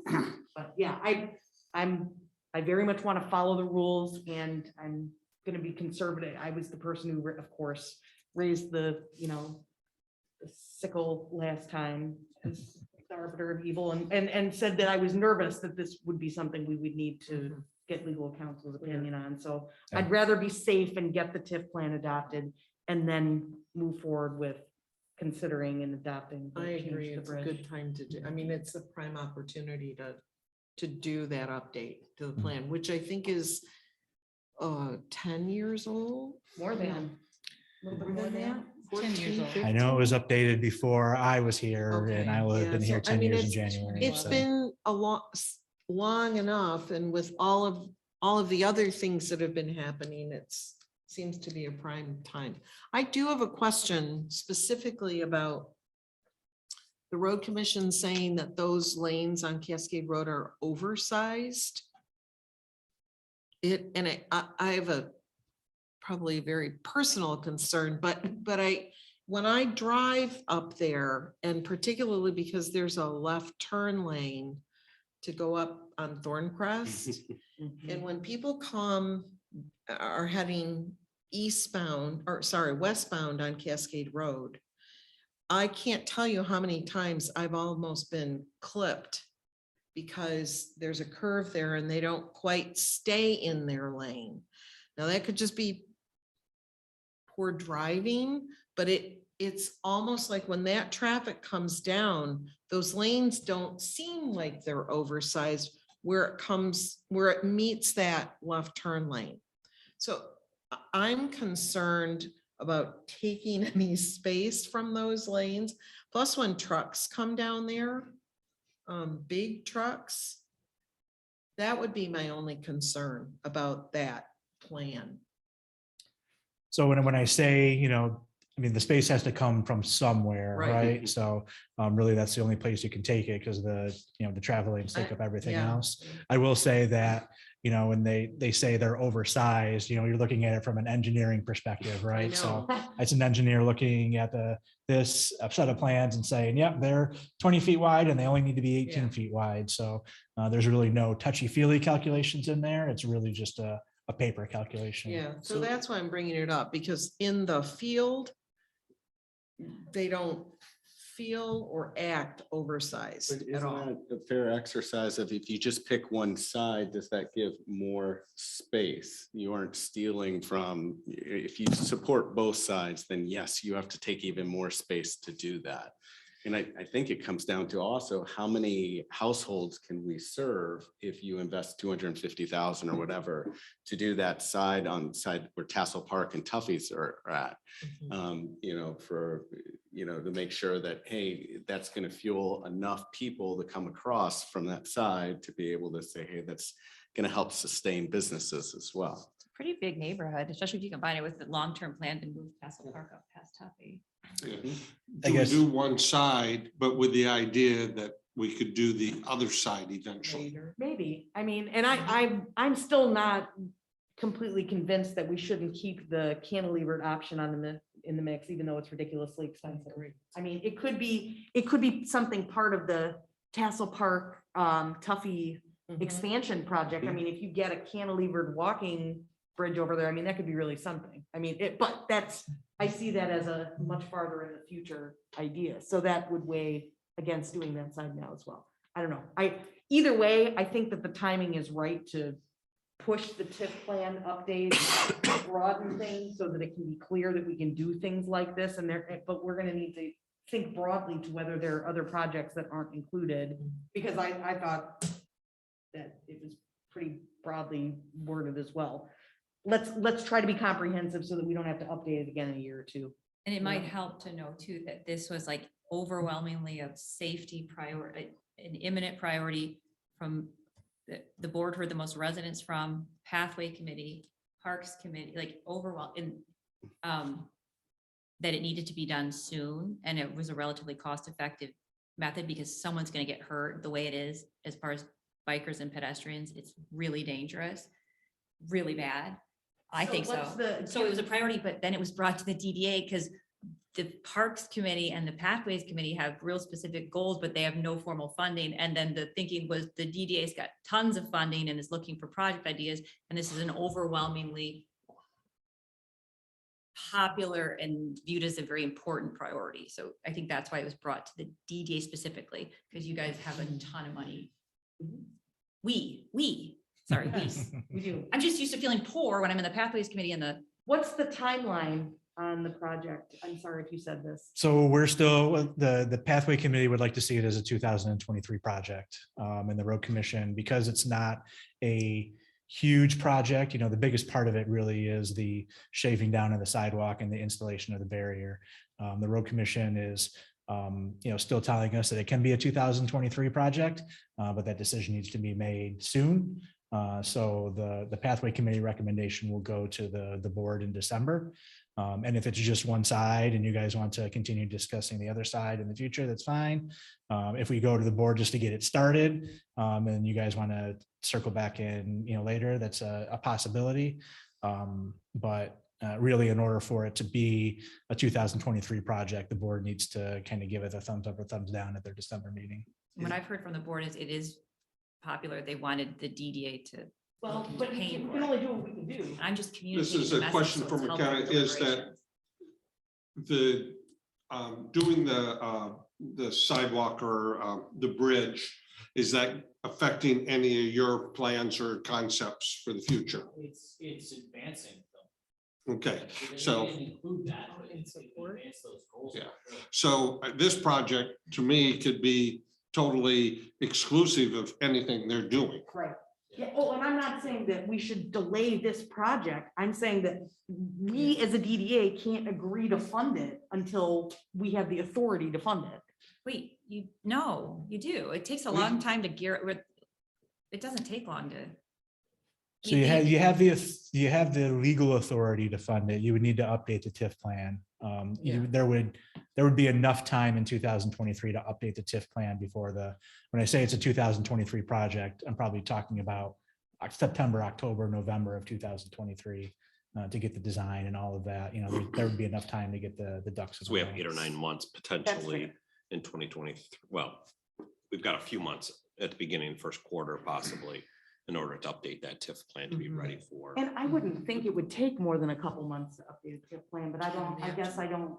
So again, it really depends on, I definitely, as I talked about, the TIF plan as a whole needs an update, but there's nothing stopping the DDA from doing it. I mean, if you want to update the TIF plan to add one project into it, you can do that with essentially a public hearing Could we do an amendment as opposed to a A complete full-blown. restatement? Yeah. That may be the way to go with this particular project, so Yeah. that we could get it teed up rather quickly. Until we get the entire Yeah, kind of yeah, plan. right. And then. because you may not want to update if you're doing a full update of the TIF plan, you typically want to do it once. Yeah, So exactly. you're probably going to want to wait for the McKenna stuff to kind of be done to figure out what are the things that you actually. I like the That's a thought of good- an amendment rather than a Put in there. complete. Yeah, for this. Something to consider the timeline when doing this is I would recommend doing it in the summertime when school is out, because traffic flow on Cascade Road is significantly different when school's in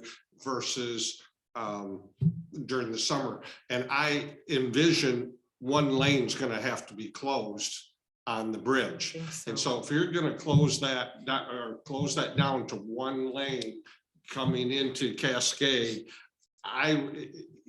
kicking it to 24 to try to make sure that it's from, let's say, June 15th to August 15th, I think would benefit the community rather than doing it in September, October. That's my opinion. Yeah, I don't disagree. It doesn't ever work out that way. And I also, we have to take a step back and say, what would the construction plan be? If you pick both sides, does that mean they shut down both sides at once? And what's the flow of the traffic? And as they tackle it, I can't imagine they do both. They would probably flip it, right? I don't Because there wouldn't be disagree. enough- I just don't. They I've They seen do it all the crazier time. things happen, This is right? their job. This is their area of expertise. And maybe not at the same Paid time as for. they're doing a project on 96. Yeah, there's So that definitely some everybody's- timing issues. So there's another Cascade Road project happening next year, the widening between 36th Street and Oh, Whitneyville. That'll take Yeah. place. That'll be one of the first projects that happens in Okay. the spring. And then 96 is doing patching between the 36th Street exit or whatever the limitations of the recently completed construction project is, all the way to the Lowell exit. That shouldn't take too long because they're not doing a full resurfacing. They're basically just okay. cutting cracks and cutting joints and Yeah. replacing it. So they're not shutting. So you got to down. work out the timing in there. But as far as the bridge is concerned, right, there is 5 lanes on the bridge. So you could do one side at a time and still have 2 lanes of traffic going each way by True. eliminating I the. was thinking only 4 lanes. So as you described it, Ben, when you talked to the road commission, you said that they would take again, we'll call it the north side, the Burberg side, and they would extend that to 10 feet. Is that what you said? So they said if we did one side only, they wouldn't have any problem doing a 10-foot, basically you need a 10-foot separated pathway. And then you need about 2.5 feet to be able to put in the protective barrier in between the pedestrian lane and the travel lane. If you did both sides, they said there's probably not enough space to get 10 feet on both sides. So they would probably trim it down to 8 feet on both sides. So would that take the bridge from a 5-lane to a 4-lane? No, they'd still anticipate having 5 lanes on the And bridge. so I guess to Michelle's point, as they're coming down the hill, but then all of a sudden they're coming down and then they are kind of like moving a little bit to the left to stay in that lane. I'm just trying to envision It'd probably- if they're it would probably taking more come- space it off would of that probably side. compact, yeah, so, again, once we make the decision what the project looks like, they would Yeah. figure all of that out. Right now, it's just a conceptual budget. Gotcha. As a person who drives a large vehicle, I share your trepidation about that turn. Yeah, I mean, people cross over that into that center lane all the time. I usually stop a ways back to give them extra space. It can How be wide is their scary. sidewalk now? You mean the elevated part on the side? Yes. Good question. It's, How wide is it? Yeah. It's 5 feet. I was gonna, it feels like 3 feet. Yes, that's Like, what my guess was. so I know. And I it's mean, too low. You fall over if you're on a too. bike. It's it's like to be candid, like, terrible. we gotta do something with Yes. the bridge, Yeah. okay? So let's start Yeah. there as a baseline. Right, yeah. The I reason think I've we're been all playing aligned. like devil's advocate is it's so easy to talk like, you gotta do something, but what are the implications when we do? Are we creating, because everything's being done in a virtual kind of like, we're talking about as opposed to kind of seeing the picture of what actually will happen to make sure we're making the best decision. And that's the thing. I would love to have both sides taken care of, but we may have to make a hard decision of, do we help support what's going on the north side from a financial standpoint too, where we partner with funds, or does it make sense to do both sides? I don't know, because from the concerns of turn lanes to Yeah. the flow of that traffic, Yeah. are we Right. creating a bigger danger area by doing it? And so maybe even Ben said, that it might be, this is phase one side is phase one. Maybe we look at it longer term, that it's a more robust solution to do both sides. And it maybe could even be a hybrid solution, so that this one side is shaving down and doing, and then the other side that we do later on Mhm. is cantilevering off, especially on the dam side where everybody likes to stop and see the dam when they've opened it up and water's rushing out. And I mean, I think we could look at all of those things and say, yes, we're gonna do this in 2023. It meets what the Pathways Committee is trying to do to connect it with, and there's some other projects that are in the works to, connect the pathways. And then longer term, and whatever that is, a year or 2 years, to do the other side and let people know that it's a bigger plan than just doing one side.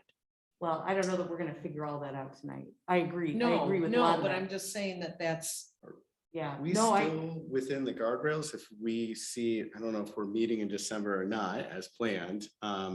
Because it sounds like there's an urgency of, we need to make a call on it, so it turns into something for 2023. So Do we've we want got, to set aside money for it put it in the and then budget. come up with a plan? Yeah, I think I that's think if prior we question. can, is there a way to hedge our bets where we agree that we in principle agree to set aside the money? there you But go. that's the where I. thing that we're trying to accomplish is, let's just see a diagram of what it would Yeah. mean, of Yes. what we're doing with the pros and cons. Yeah. And that way we can proceed, because I think that Yeah. it's safe to say that the DDA is aligned and supporting this project. However, it ends up being in its final form, we agree that it's important that there be a more safe pathway. Is it fair to say, Ben, like, Up to a certain amount of money. yeah, like Well, 200? right, I mean, we're not writing a blank check, but I think that it's appropriate for us to allocate money for the project and then make a decision later about whether we want to go beyond that or whether we want to do something different than that, or, but it's hard to make a final decision until we know Yeah. exactly what the specs are. Yes.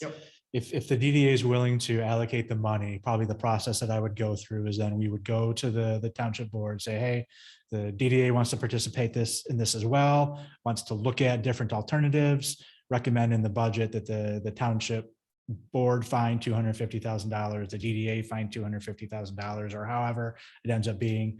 We then sign basically a work order with the road commission that will allow them, working with our township engineer, to look at these different, come up with the engineered sketches of, okay, what does it look like if there's it on both sides? How much are the lanes reduced? And we're not Here's the committed, right, thing.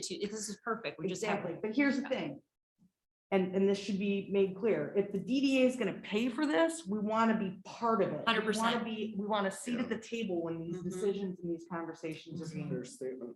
And the DDA needs to be kept, and this is not a criticism, but just, we need to be, we don't want to be the last ones to know farther along in the process, because this has been, we gotta know what's coming up ahead and what's marinating or potential issues that could affect the So DDA. step one will be, we'll put it in, we'll allocate in our budget for this project. We'll start the wheels turning to amend our TIF plan to accommodate the project. And then when we have more details about the project, we can actually come down to a vote about Okay. where we are. Is that fair? I want clarification on, Ben, your comment. Is the DDA funding this entire project, or is the township fund, the board, are they funding part of the project and we're funding part of the project? You guys need to make a recommendation today about that, right? So the pathway committee didn't say that we should do the north side and the DDA should pay for it, right? So basically, the pathway recommendation was to the township board that we should do the north side, and that the DDA should have a conversation about it in general is all. My personal opinion is I think it makes sense as a partnership. I'll be honest, I'm probably going to recommend that the township board consider spending part of their ARPA funds on this project. It's a good community builder. Those are what those funds are supposed to be towards. The township has to commit to spending them by 2026. So it seems like a good segue into doing that. So from my perspective, I think it makes perfect sense for it to be a 50-50 partnership between the DDA and the township. It's up to you guys to decide what that recommendation is. I'm on board with that. I mean, my perspective was shared, but again, I don't want to commit to 50-50 without knowing what, 100% is. It's a But what little- I'm hearing too on that 50-50 is that DDA north side, potentially the township board south side. So if we're doing north, if it's going to be mirrored north side and south side, it's just a 50-50 project, right? So, but if the DDA decided they wanted to have something different on one side or the other, then we'd have to talk about, so if you guys wanted to cantilever it on one side, the township board is probably not going to go for that being a 50-50 project, because one side's $250,000, one side's $2 million. Should we say up to 250,000 pending approval for the project, but we're willing to commit 250 at this point? So my recommendation would be to put $250,000 in the budget. It would go to the township board with a recommendation and then a work order from the road commission. And when we do partnership projects like this, there's always a step process, right? So right now we're doing a big pathway improvement project next year between $1.5 and $2 million. The way that'll work is the pathway committee will have a chance first to see the bids, and then they'll make a recommendation to township board on what happened. So I would anticipate doing that the same with the DDA. You guys would actually get first look at it, and then eventually a recommendation going to the township board. Ben, I don't want to drag, I know the road commission is stretched thin as far as time and talking to people about projects. And Eric that's kind of his spiel too, but maybe at a minimum, the new township engineer who's specialized in streets can come dork out about, the stuff that we're not experts in. He always has a really good, it would help to pick an engineer's brain and get his thoughts. Yeah, I'll be honest, if you guys support this, I'm turning it over to Eric and he'll be the 100%. one talking to you guys going Perfect, forward. That's a good thing. I have enough other things I can deal Support with. it in principle, I think I think the motion might be something along the lines of, if we support it, if we have understand that that traffic flow in and out of the neighborhoods on either the north and south side will still safely be able to engage those neighborhoods. And then the secondary thing is, as cars approach from east or west into that zone, that they safely will move through the bridge area, not creating a bigger problem. Because I think in principle, we agree that wouldn't it be great that both sides are taken care of? We take care of one side, halfway group takes care of the other, and we move forward. I think, if I'm hearing things correctly. I think I agree. And that's why it's important that we have a seat at that table so that these concerns can be articulated. And we're not, I'm trying to think about how we even want to structure this motion because I don't want to overcomplicate it, but I think that we can. Do you need a motion at this point, or can we just put it in the budget? And that's enough of a Yeah. telegraph And I to the just- board that we're committed. So I would put it in the budget and then I would make a motion that the DDA supports spending the money for the preliminary engineering. That way we can start going through the process, that goes to the board as well. But that doesn't, the way our process works with capital improvements like this is that just because something's in the budget doesn't mean you can spend it. So anything that's a capital improvement or over $25,000 require secondary approval even after it's in the budget. So what we would do is that we would get the design done. It would come back to you guys again, basically to authorize bidding it out. And then you get a third bite at the apple when the bids come back, making sure that they're in line with what you're willing to spend. All right, then I'd move that we agree that the DDA cover the cost of the engineering store project. Second. I'd probably recommend that be split too. I'll take that as a friendly amendment. Supported amendment as well. All right, further discussion? Questions? Good All in communication. favor? Aye. Aye. Opposed? All right, and we don't really need a motion to include something in the budget, and that's the next item anyway. That's the next item. yeah. Who articulates our concerns to the pathway group? Would so you that like they- to have that? The person goal? writing the notes better get it right. I think it's important because so they're like, well, why didn't the DDA just say yes to it as good partners? I just want to make sure, like, here are the concerns and this is the only thing that's holding us Let up. the minutes reflect.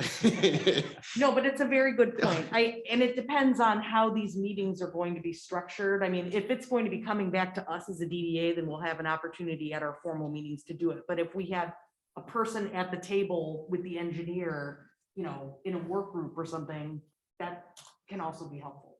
Yeah. Okay. Could we also be discussed at a future date, but possibly because it's kind of an entrance into the village area, they handle the structure and then we maybe have a little, like, as far as barriers and flowers and prettiness, you know what I mean? Like maybe we dip into, You can cross that. You guys. bridge. Uh-huh. yeah, I know we can't do it today, but you know what I mean? It may be an opportunity for some artistic, Well played. yes, the process. Yeah, thank you. Just want to throw it out there. All right, getting a little slappy, it's getting long. Yeah. Anything else we need to discuss regarding the pedestrian bridge? I don't think so. This is gonna be a great project. I'm looking forward to speaking more about it. So let's move on to Article 8, which is discuss and consider the 2023 DDA budget. So as a nice segue, we've already discussed one item that we'll be including, but I'd like Ben. That's it. Thank you, Karen. Thank you, guys. Thank you. No, thank you. Ben That's an included, exciting project on the bridge. yeah, it's gonna be, you know what? It's gonna be huge. And everyone, let's remember this energy when we're upset about the traffic. when Those it's under pictures, I'm just gonna construction. stare at. It'll when slow they bring people them. down They're so coming into great. the Village. Love Yeah, As long as it's safe. that's right. As long as it's safe, it'll work. Thea, thank you for coming out too on this snowy, cruddy night. Yes, drive carefully. And I apologize to ask, but is this gonna be a lengthy conversation? Can I have 2 minutes to Okay. use the restroom? Yeah, I don't- yeah. I was actually gonna, You second I that? second that motion. I'm gonna set a timer, I have a boys. 2-minute Okay. Scott, thank you for communicating what's so. That's what I was afraid of when we got done. I'm like, I'm in. Can I just appreciate you advocating on my? Funny. Disturbingly in sync.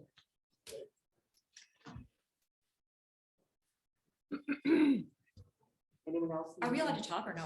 Not Um, talk? we're Small still, talk? I mean, it's still being recorded. We're still on the record, so keep that in mind. You can talk, but So one question I have with all this project, then are we gonna issue a bond? why, for- why would we? You guys issue keep- we have $2 million? Well, It depends.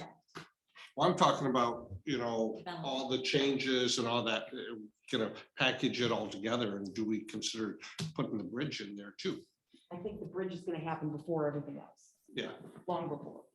And I don't think the rest of it's gonna be a 2023 project, so, but we'll talk about it when we have more details. Yeah, it may certainly make sense to bond out some of it, particularly if we're gonna be doing construction and big capital projects or purchasing property. But Yeah, I wouldn't hold off spending cash on the bridge project in anticipation of bundling, unless you think I'm way off. I mean. You guys need to spend money. I would recommend let's just find spending the other cash. things. Part of the question where I'm going with that is, do we do one side, such as bringing down the bridge, and then the other side, do we do something? Bundle for it that? with the But Castle then- Park then Tuffy project. But then we've, Yeah. you could say, fold that into a bond issue. That yes, I can foresee that being a very wise play, particularly if how many years left do we have on Tuffy? 10, it's not 10. Is it? Nine Nine? years. I think they're in the first year of their second term right now. It feels like a long time. I was going to say we could, fold the bridge in with that, but that, I don't know. We'll see. But yes. If we can keep inflation going, we can raise their rent so much that they can't afford to be there anymore. Party. All right. Thank you for the We intermission. didn't- Thank you. We didn't make any, we assigned you to all the tasks. All right, then. Great. So I appreciate the opportunity to kind of talk to you guys about the draft budget that's prepared as well. I'm happy to go over this in as much detail as you want or don't want. A lot of it is some pretty basic stuff that's just been carried over from year to year. Revenues look good. The increase in values in the DDA is outpacing the increase in values in the township in general, which means you're doing your job, right? So that's really the key indicator. If property values are increasing at a rate faster than the average, then the investments you guys are making are improving that district. So that is certainly nice to see. Also nice that interest rates are up again with a pretty healthy fund balance that you guys have. We'll once again be able to collect some interest on that money until you guys spend it on a project. So, and then I was joking about it, but the Tuffy rent does continue to go up. We're anticipating almost $80,000 next year in rent as their rent just goes up the rate of inflation. And we know what inflation has done the past couple of years. So revenues are very robust and continue to go up. Just a couple line items that I wanted to draw out to your attention before I just open it up. So there's a new line item in your budget, 248-170-801, which is I DDA. apologize, Ben. Can you put it under the camera? Because it's not, Sorry, it's not. in our- It is on everybody's computer as well. It's just on a different tab. It's in a PDF So, Oh, it yeah. is. That Ben's. that says DDA budget review Is it, yes, Oh, yeah, on your desktop. I don't have it. some have it up Oh, top. no, there it is. And some Okay, have it see at it. the bottom, yeah. I apologize. Thank you. Okay, All right. I'm good now. Oh, you guys need this on the camera or are you all set? I'm I'll dialed take in. it. Okay. You got it. Okay, I think we're all good now. Sorry. So looking at this line item here, the DDA contractual services, the $55,000. So those are for the two contracts that you guys signed with McKenna. The one for the transportation subcommittee and then the one for the things that they were working on today. So that's a line item that will probably be in there for the next couple of years as you guys lean on the consultants to help you develop those plans. So there is still an engineering line item in here. We there's two different ways to use this, right? So starting next year, when our township engineer does work in departments other than the general fund, he will be coded out to those funds. So if you guys are using Eric for a project, the benefit is he's a lot cheaper than a consulting engineer. Basically, we figure out what the full cost of his position is per hour, and then he'll have a timesheet where he tracks that information. But there is money in there for a consulting engineer as well. So the township has a new consulting engineer, it's Spalding DeDecker. Did they come to the last, have they come to a DDA meeting? They have not. We'll make sure that they get out to a DDA meeting to introduce them. You certainly have access to use them for special projects. You got to pay for it. But typically what'll happen is you guys will figure out what the project is. They'll come up with a proposal and then you'll kind of sign an agreement and fund that. But our contract with them and the RFP was very clear that it's not an exclusive contract with them. So if you guys had a project where say you do bond for a project, you guys are looking at a $10 million project and you want to make sure you get the best bang for your buck. You do have an opportunity to put an RFP out for a consulting engineer to see if there's other expertise out there, better prices or whatnot. So, so that engineering line item is for either of those opportunities. So looking at the next item here, do have the line item for the bus service. I know the DDA is trying to figure out what that looks like. So I really just carried over that number. Can we rename it transportation service? Yep. In keeping with our rename of the committee. It's a great call out. Just so there's no.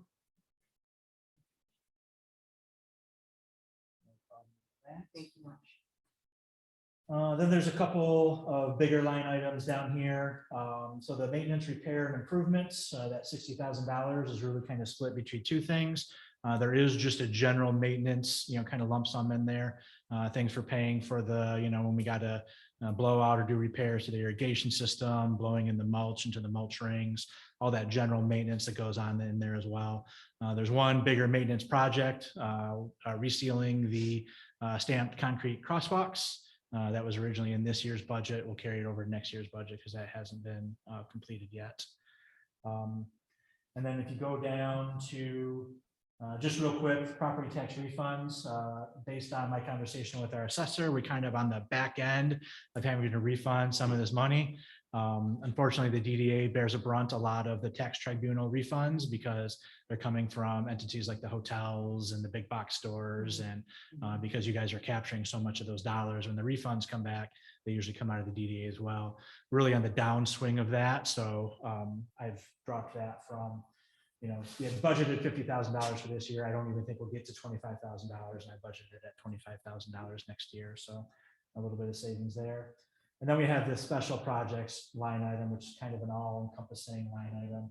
That includes our lighting and decor, the events that put on, marketing, PR services, the flower project that you guys had, though we dropped the amount for that because the bed part of it is done. It's just the ongoing maintenance of that.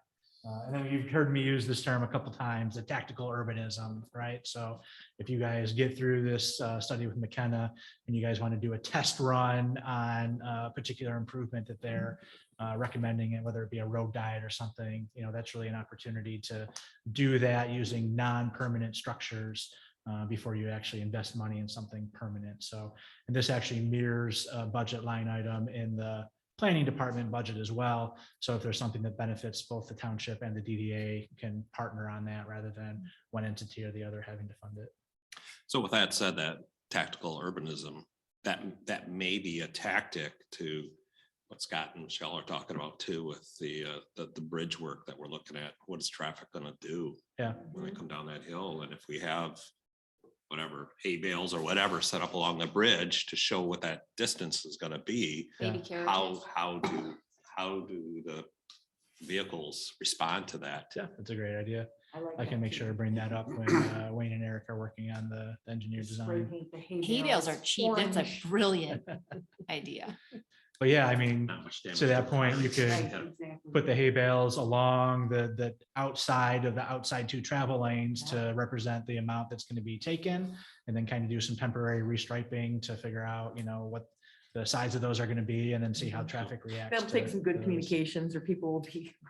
We could put a giant blow up Santa that's real Totally. close to the road, so you get the holiday Yeah. cheer, but you also are like, whoa. There we Can we go. do one of Got those the ones where honors like on our the Yes. arms raised, too? There you go. Yeah. Did you have more than you were presenting? So the only other thing that I wanted to talk about was the capital outlay right now, right? So this number in here actually doesn't represent the bridge project, so the bridge project will be added in. Right. This in a conversation had with Sandra, apparently Centennial Park is going to need some lighting upgrades. So this is really just, from my perspective, that's a project that we really need to delve in deeper. Those light poles are not that old. So little disappointed that they didn't last that long. Mhm. So again, fortunately, we have both in-house engineer and then an engineering firm that can help us, determine what exactly is needed, what some of the alternatives may need. So my hope is we can adjust that number downwards eventually. But again, right, so just because something's in the budget doesn't mean we spend it. So, staff will be coming to you over the next couple months with options and recommendations on how to do that. But based on the bridge conversation, there'll be, so this is FFE stands for furniture, fixtures and equipment. So in that capital outlay land improvement line, we'll put that additional $250,000 in there for the bridge project. And then just to point out, so at the end of 2021, the DDA had a fund balance of just over $2 million. We think that fund balance will be just shy of $2.5 million at the end of this year. Adding in the bridge project will actually mean that we, at least from a budget perspective, won't be adding to the fund balance for 2023. But $2.5 million is a pretty high fund balance for the DDA to carry. So again, I think you guys are doing all the right things, really delving into the strategic plan and using McKenna, and the sooner we can start earmarking those dollars for projects, the better. We benefit now. There's a new county administrator, Al Vandenberg, who's really friendly to local municipalities. He came up through city management, and his deputy is Mark Rambo, who up until a month ago was the deputy administrator in Kentwood. So they're definitely more friendly with the, when there was prior administrations there, they really wanted to harp on, well, if you're not spending this money, you should be giving it back to the county. And we're not really getting those arguments anymore, which is nice, but still eventually need to earmark that money for certain projects. Yes. What's your loan balance? I did not bring my debt service folder, so I don't know exactly what the balance is. I could send that to you, but That's okay. When will that loan be paid off again? it was a 10-year loan, so I think this is the fourth year that Okay. the fourth year of payment. Was that for the road It's redo or what was for that? Tuffy Muffler Building. I was gonna say it was for Oh, got it. property, isn't Okay. Yeah. And So- then the nice thing there, right, is so if you're looking at the debt service, it's around $95,000, and that rent is creeping up to $80,000. So, if nothing else, at least the rent is pretty much covering the debt service on the building. Is any part of the library project baked into any of these? Nope. Have they heard back on the ARPA stuff? They have not heard back on the ARPA stuff yet, no. I think that that's a good thing to include in our budget, and it's difficult to earmark how much, but, and maybe we're not in a position to do that right now. Yeah, I don't think we should. I'm just wondering if officially. it will actually. Oh, would it affect their funding? 2023, because they've got the first phase all funded, They do, that's and I true. don't know whether the second phases would. I say we wait Second and until third. because they're in the running for county money, and if the word on the street is, well, the DDA's got it All right, covered. we don't want to get. We in have the way of zero that. interest in that, but that was a nice thought. Well, let's keep it on the back burner then. Yeah. I mean, certainly they'll need more money to go down the road. Well, and that could be potentially something too, as we continue to talk about the updated TIF plan. Right. Um, So speaking of which, can you update our consultant fee to get a cost figure that will accommodate them helping us to update the TIP plan as Yep. well? Just get a rough estimate. Yep, I can work on that. I was Does about that to say- require that outside services, or could we do that internally or no? To update the TIF plan. So I certainly, if we're just going to do a simple amendment for the bridge project to get that in there, that's certainly something we can do. I've done a lot of plans, but I've never updated a TIF plan before, so I'd want to know a little bit more about what it entails. So, I mean, I think if it's something that you're looking at, one of the things we can do is, put kind of a budget marker in it. But again, the DDA can make that decision down the line, whether they want to do that internally or utilize external. If we wanted to use McKenna, we go through the same process where they would come to you with a proposal and you guys can give the thumbs up or the thumbs down. I think So- one of the Foster Swift attorneys, when we asked them years ago, they were, oh, we do that, but then Danielle had mentioned that, too. Oh, we could do that, so it's good to have options. McKenna I know. would be more economical than, I mean, and although we're getting a discounted rate. But also they are already kind of in the know so much on the details, yes.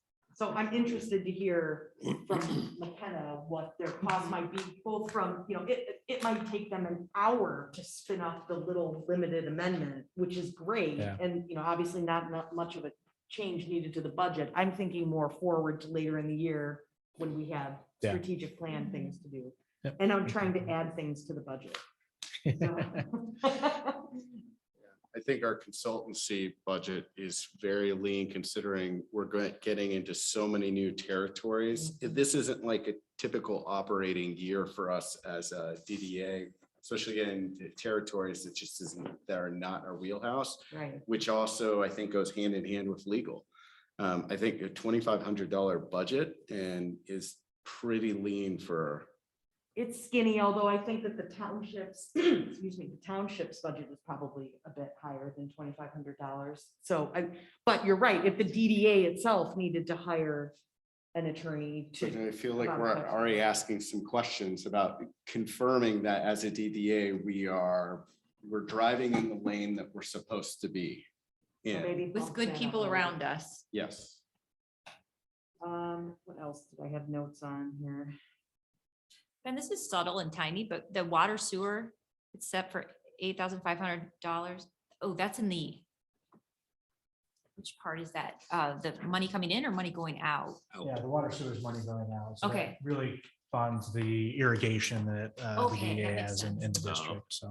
See, and I thought that I proposed we include numbers for business grants and the like, but that sounds like it's gonna be more It's of a. too it's early. Too soon for any Yep. of that, so I'm struggling with more Yeah, But the good thing expense is, we can add before we have more of the planning details. is it a little, are we in a little bit better position at the DDA though, because we ultimately have the money, whereas before they're where the other committees and commissions that have it's almost like they want to put a stake in it to claim it potentially, you know what I mean? Because they don't, we're kind of fortunate because no one's clawing at our funds, whereas. Well, everyone's gonna be clawing at our Yeah. fund. And Give it then a we'll minute, do give it a that. minute. But you know what I mean? Like, it's kind of like, put it in now so you can potentially get it. To get funds allocated towards it, where we're in Yeah. kind of a good position. Is that we And- have funds. yeah, and the budget's always a living document, right? So Right. Grace is exactly right. The DDA funds are already earmarked for projects that are approved by the Downtown Development Authority and within the legal limits. So if, I don't see this happening, but if all of a sudden, McKenna's done in June and you guys are like, July comes around and you're like, hey, this is the perfect $1 million project we want to do. It's a simple budget amendment. I mean, it's Okay. always a living document. So don't feel like you have to, find ways to spend the money. Just to, go ahead. No, I was gonna say, earlier you had said that anytime that, was it $25,000 within the township gets spent, even from the DDA, it goes through the board? So we typically use that same purchasing policy. So there's an extra step when it's a DDA, right? So the DDA approves it first and then it goes to the township board after that. Is that a So- certain kind of expenditure? I can't remember. So there's two different things. So anything that's a capital improvement, so if it costs at least $10,000, it's tangible and it has at least 2 years of useful life, it has to go through a separate approval process. And then anything that costs over $25,000, we do it as well. So if you have, consulting that's over $25,000 or whatnot, it doesn't have to be a capital improvement to go through the process. So talking about living documents, the other half of the budget is obviously the capital improvement plan, right? So, included kind of a blank sheet for the CIP request. So DDA is in the same position as a lot of our other committees and commissions right now, is that we got this nice, bright, shiny, new strategic plan. You guys are working on the DDA master plan with McKenna. And it has a lot of ideas on it, but it's really light on timelines and costs and all of that kind of stuff. All the stuff that's really needed a lot of times to populate these sheets. So one of the things that I'm doing this year is for each one of the departments, actually including what I'm calling an illustrative list of projects as well. So it's going to be, again, short on details, but it's going to take all of the projects that are listed in these strategic plans or whatnot, and basically just add another layer to the CIP that says, hey, sometime in the next 6 years, the DDA is looking at doing a gathering place project. And at that point, we just kind of know for that planning purpose that that's kind of what's going on. It continues to lead those discussions. And then when eventually those plans are, figured out and we decide, yep, we're going to do the gathering place project in 2025, and this is where it's going to be, and that's what it's going to cost. We can then move that up until into the actual populated graph as well. So if there was any, obviously the two capital projects that are budgeted for next year, I'll fill out these sheets and put them in there. My plan was then just to grab the rest of the projects that are in the strategic plan to kind of put that in the list for the DDA, unless you guys had a specific project right now that you know kind of what year you want to have it done, what the cost is going to be. I could consider putting that in. Too soon. So That's what all of the other boards and commissions have kind of said as well. So if I understand you correctly, Ben, so utilizing these CIP project request forms, we would fill these out for items within our strategic plan and also through our TIF too, correct? Because our TIF is a whole separate plan, but Yep. it would kind of fall into the same category. Correct. Is that correct? Okay, so Yeah. once we update our TIF plan, take off those things that we've already accomplished that excuse me, that I saw within the packet of notes here. We could then potentially fill these out also in conjunction with the TIF plan timeline and the strategic plan timeline. Yeah, so that just a caveat, right, is that when it's all said and done, anything that's in your strategic plan has to be in the TIF plan as well. So Yeah.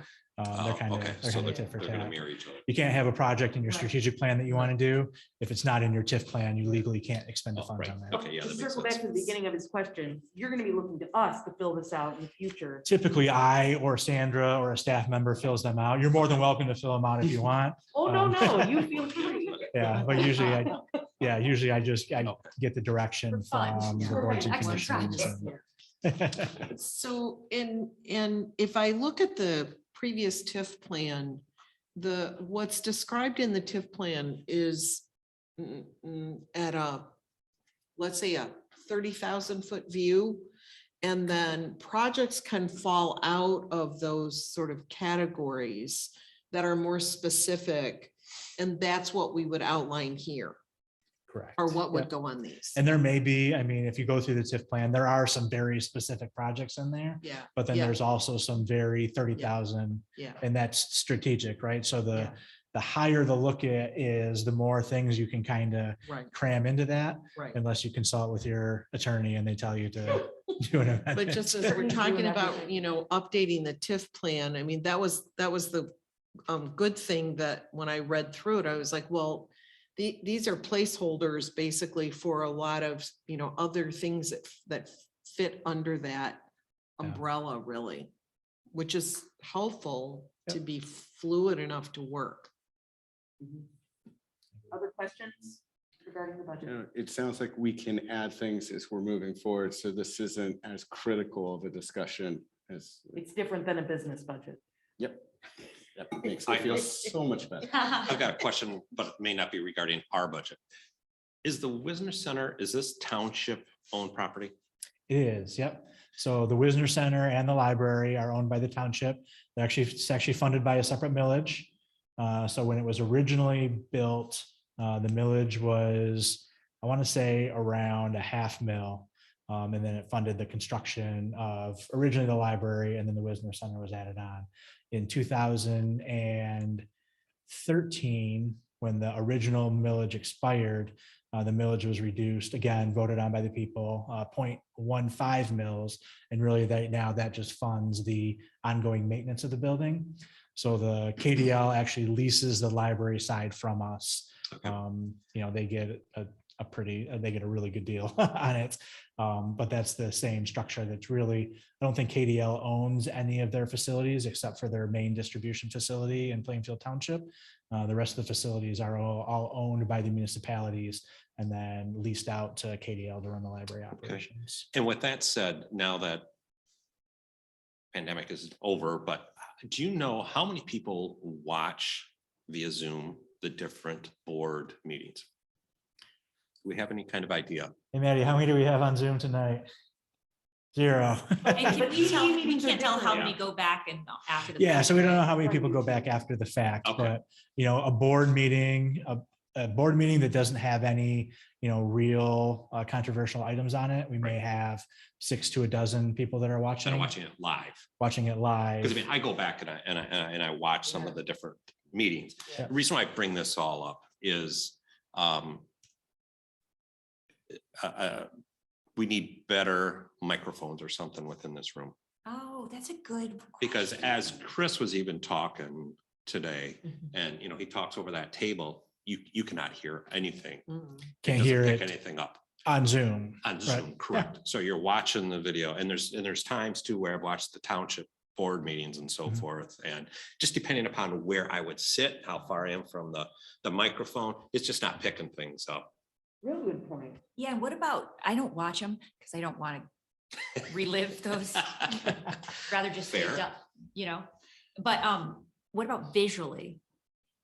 There's opportunity visually too. Yeah, I mean, if, you're seeing the person at the podium, you're generally seeing the Right, people. you got those two cameras that are right there. Right, So you're not really seeing audience, but no, you can, you gotta be in certain spots. I mean, Yeah. there are ways to hide.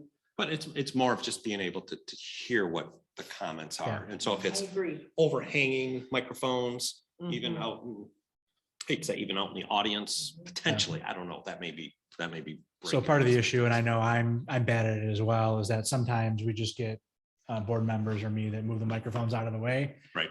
They aren't, these are actually expensive microphones. I'm sure they are. Yeah. Which means you actually have to get closer to them to actually for it to pick up most of it. So Right. it may be, figuring out a different microphone. It may be adding space microphones. But we do AV upgrades in the Wisner Center, not all the time, but out of that library fund. So we can certainly look at. And it may be, again, more towards that podium area when Mhm. presentations are being made, Yeah. that Because If somebody- they walk you away were from to that step over by microphone. the computer. you Yeah. don't know what they're saying. That's helpful to know. I was wondering about it and then I just put it out of my brain, but thank you. You're So welcome. maybe it's just reminding people to speak into the microphone when they're at the podium doing a presentation. And it's hard, because I mean, even I as, know. yeah, but I I mean, know. even as we're here for this, Well, I know. this board I didn't meeting, have the time. we're, Yeah. I don't anticipate anybody ever watching the DDA meeting, and it's just, but I know they do. I know they do, but But I think you bring up a good point of like, I don't think it's going away. And then as we're dealing with some more challenging discussions, the more transparency you have with all of them, the Absolutely. better off all of us are going to be Precisely. as a community. I know Chrissy, so Chrissy keeps open the chat function on Zoom when it's going on. And she gets people that messages her during the meeting saying, hey, I can't hear, tell them to step up to the microphone. I mean, it's frustrating for our Zoom viewers when they can't hear what's Yeah. going on. So, Sure. which is why, we tell people, they want to give their public comments from the audience, and we tell them, nope, you gotta come up, and then they get a little frustrated, like, we know you, and I know you can hear me, I got a loud voice, and it's, no, we can hear you, but it's, it's for the people that are watching from Yes. home, as that becomes a more popular option. So I think it's a great observation, and at least from the microphone standpoint, I think we should be able to take care of that relatively cheaply. Talking about the cameras, right? So part of the issue is that we're trying to televise our meetings as non-invasively as possible. We could add as many cameras as we want, but these two cameras are voice activated, right? So when the camera picks up that somebody's talking into this microphone, it activates that camera. If nobody's talking to this microphone, it activates the wide angle camera, right? So the more cameras you add, the less likely that system's going to work. And then you have to have somebody that's actually manually controlling which cameras are doing it. In my previous life in Milan, we actually had a cable station in our council chambers where there was a guy behind the thing that would, production No way. manager. yeah, he's essentially a Mhm. production manager Yeah. and would do titles, live and all of that. And he really liked it, but it was a big investment to be able to do that. So I think the Yeah, sound just is far more important. Just an than- observation that I just wanted to make. A is, helpful again, observation. Yeah, very. I'm kind of thankful that the sound's not that great on some of those. Moving forward, great point. very good. I will include a final copy of the budget in your next agenda. If I don't have anything on the agenda, I probably won't be here, but I'll make sure We'll to miss you. get it We'll out in find a reason to advance. get you here. And then, like I said, Eric will probably be the kind of liaison for the bridge project, and we'll make sure to keep you guys updated. Perfect. Great. Thank you Thank very you. much. Thanks, Yeah, Ben. thank Other- you. Any you other for your time, questions Ben. for Ben Yes. before we Mm-mm. release it? Yeah. Thank All you. right, very Have a much. good night. Perfect. Thank you. Moving on then to Article 9, any other business? Other than we've got our next meeting, December 20th, do you anticipate we're gonna have business items on that agenda, Sandra? Or is it a little too soon to tell? Probably too soon to tell, but. Yeah. The board, we can keep it on the schedule for now and then communicate. Right. My preference would be we don't have it unless we need it, but that's only one person and I will happily show up. I think it depends on how far forward some of these other things we've asked. How and it McKenna- kinda- I think it would Yes. probably be more strategic plan items if we Yes. had anything, but So let's keep it on the schedule and then we can call an audible. It's easier to cancel than to reschedule. right. The board minutes from the last two trustees meetings were included. We have the tree lighting ceremony on November 27th. We Sandra, do. more about that. 5 PM at Westdale Park. Grace will kick the festivities off for us with the countdown, and Santa and Mrs. Claus will arrive via fire truck. We'll have the Dickens Carolers there as well this year. So And they're usually pets in costumes. yes, yes. So should be a great event. We'll see if we have snow or not. Yeah, well, crush fingers. Other business? I think the only ask I have is if we can in January and February put as something to discuss is if a deputy from Kent County or someone wants to come in and talk about, do we have any issues with crime and what have you in the DDA? And is it detrimental to the DDA? Because I think there are some pockets here that there's some problems, and I think it might be good for us to understand, and if we do need to apply funds to ensure that property values stay in a good spot. And we talked about it. I just want to make sure, I think it's something that we haven't engaged on quite yet, but have spoken about.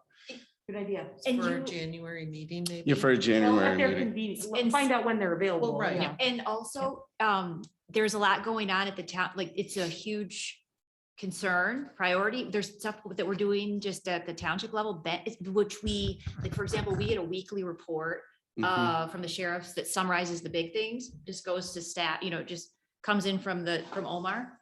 We could easily forward that on That would be great. and also make an email list, because it is a huge, I read it not for entertainment, because it's very serious and troubling, but you're like, holy smoke, the stuff that's going on, it's a huge, and we have been, also it would benefit you guys to know how much we've been doing to keep Yeah. it safe, because it's such a big issue that people don't know about. I think it would be helpful then. Yeah, definitely. So Let's get we them. gotta loop you guys in, because we need the feedback Yeah. and no, appreciate it and need it's a. I think huge there's issue. I think we have pockets in the DDA that everything's going really, really well. And I think there's some pockets that are facing some challenges that might surprise people. Do you want to know else what we're looking at to do, or do you want me to? Well, I mean, I don't want to prolong. I would love to, like, honestly, from a personal standpoint, I would, just because I believe I'm in that pocket that You is, 100% are. that's facing some challenges. Well, I was just gonna say, sometimes even as a DDA, I think we forget about the other side of 96. Yes, Mhm. fair. And it just, out of nobody's blame or anything like that, but we It's just don't. outside of our district, and And I so. think it might It really surprise is. us That is part of how, it. It is part what of it. is They're the width and the depth of the This side, issues right. in that DDA pocket? Because we might want to look at over the long term, are we in the green, yellow, or red? Yeah. Where's it trending? So Do we need to apply more resources over time? If yeah. there's troubled areas, or we're doing better and Mm-hmm. continue to do the things we're doing well, but now we got to address another area. And I love the idea of identifying the issue and giving us the information about, what's happening and what's being done, but then coming up with strategies that we can help with to Mhm. further, Yep. addressing the concerns. Sandra, can you send an email tomorrow? So I'll remember Mhm. to Ben and Omar, and we'll make sure that we'll set up the first step communication process. And then we'll one, to get the information from you guys, but also to update you because there's a lot going on. So And is there a I- citizen task force for this kind of thing? The citizens don't know. That's what's, there's human trafficking. It is certain, just, we've got some real world problems that Right under our we don't noses. think happen in Cascade Township. Yep. Let's be real for a moment about that. But I think it's important that we know it could be a challenge and it could run counter to what our objectives are for in certain pockets in the DDA. So if there is a report from a personal standpoint as a business owner, I would love to, as I talk to my team, of look at all the things we're doing here, because I want our teams to know there's a lot going on, like the township cares and your business owners care, right? Because holding staff is really hard. And if they're concerned about, reporting to work because of safety concerns, that's a big issue. if I had a teenage daughter right now, as much as I love cakes more than anything, I would seriously question her work. No, I wouldn't because of you, but do you know what I'm saying? Location wise, it's a Well, concern. but as business owners, we make certain decisions of how we schedule people, how people take trash out, how we, Yep. when they close out a shift, how they go to their car. There's certain things that we have a responsibility for our associates' safety. We take that seriously. I think how you couple that discussion with what the township is doing to improve safety goes a very long way as well. So I think there needs to be a good partnership on that with some of the business owners in certain corridors. Yes. Well, I think to tie into that as you're bringing up, Grace, opening up that communication gap Yes. between our law enforcement and the business owners and Yes. potentially citizens too. As we're going into the holiday season here, there's going to be more counterfeit. There's going to be Yes. robberies. There's going to be different things that if I don't know about, and the only way I hear about it is through the TV news. Yep, you're only gonna hear. Then I can't, to Scott's point of view, I can't tell my team also, it's like, guys, we need to be on the lookout for X, Y, or Z here because it's in our neighborhood. Mhm. And if we're not aware, Yeah. we can't do anything about it. We Yep. can't keep our eyes open and be more diligent. And I would say as at the township level, we were not using or taking advantage of, or even asking about, there's tools that the township has to use that puts more of a burden on businesses who are making a profit to be good neighbors, that to not let their business model affect, to rein in the crime and puts the burden on them and not just the township sending. There's great stuff happening and it's a huge issue and it's not talked about enough and we'd love to hear more from you. And I also want to make sure that we, as a DDA, we may have an opportunity to support Kent County's ability to be more effective in fighting crime. It isn't just 100%. necessarily like throw money at more shifts. Mhm. It might be investment in certain things. Yes. I couldn't tell you because crime fighting's not been an area of expertise, right? So I just think there's areas of opportunity for us as a DDA. I Oh, think this is if- gonna be to fantastic. that- I'm so glad you remembered to. bring Again, it I think to that point of even basic things of, do you have a light over your back door? Mhm. Do can your door be, open from the outside? What Mhm. have you revisited, especially for,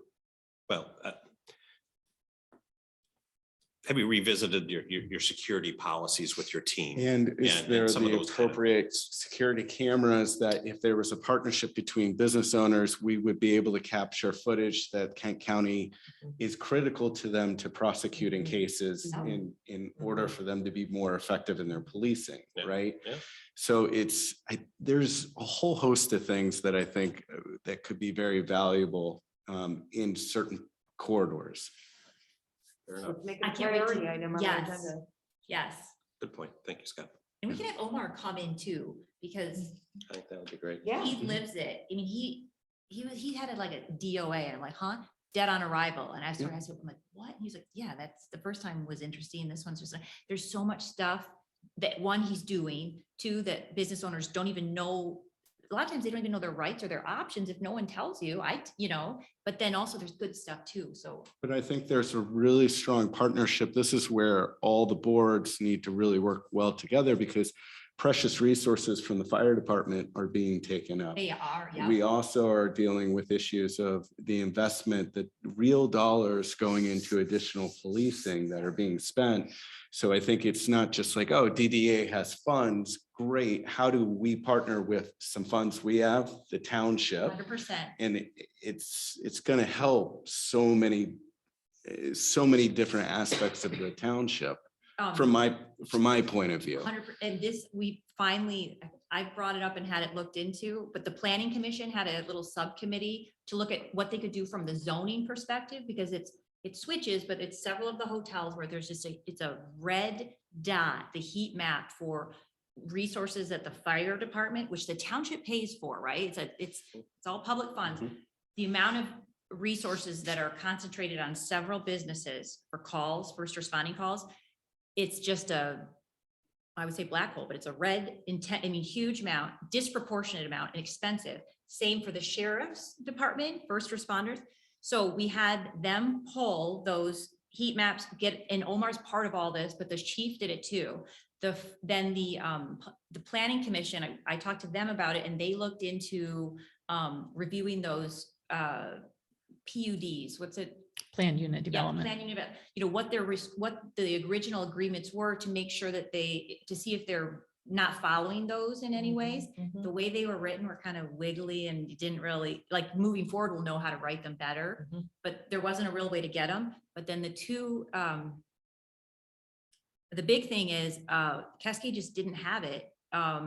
But we are having legal counsel review it, and it's been 2 months, so I need to follow up with it. I think it's a clawback clause where basically we have the right to seek reimbursement from certain businesses for expenses, and it doesn't really decrease someone's, like, you still want people to call when they need help, right? But your chart, so you don't want people to stop calling, but the people that are calling aren't the same people who are paying the bills. So for the property owners that are just, their business model is super cheap, low maintenance, they're the ones who are going to get charged. And then it takes because of so much money and time. Finally, it was like light bulb, like Kentwood has it. So Why trying aren't to we having fix it? the problem, so 100%. it's not recurring over. So we're looking at it and from a over zoning again. perspective at the planning commission.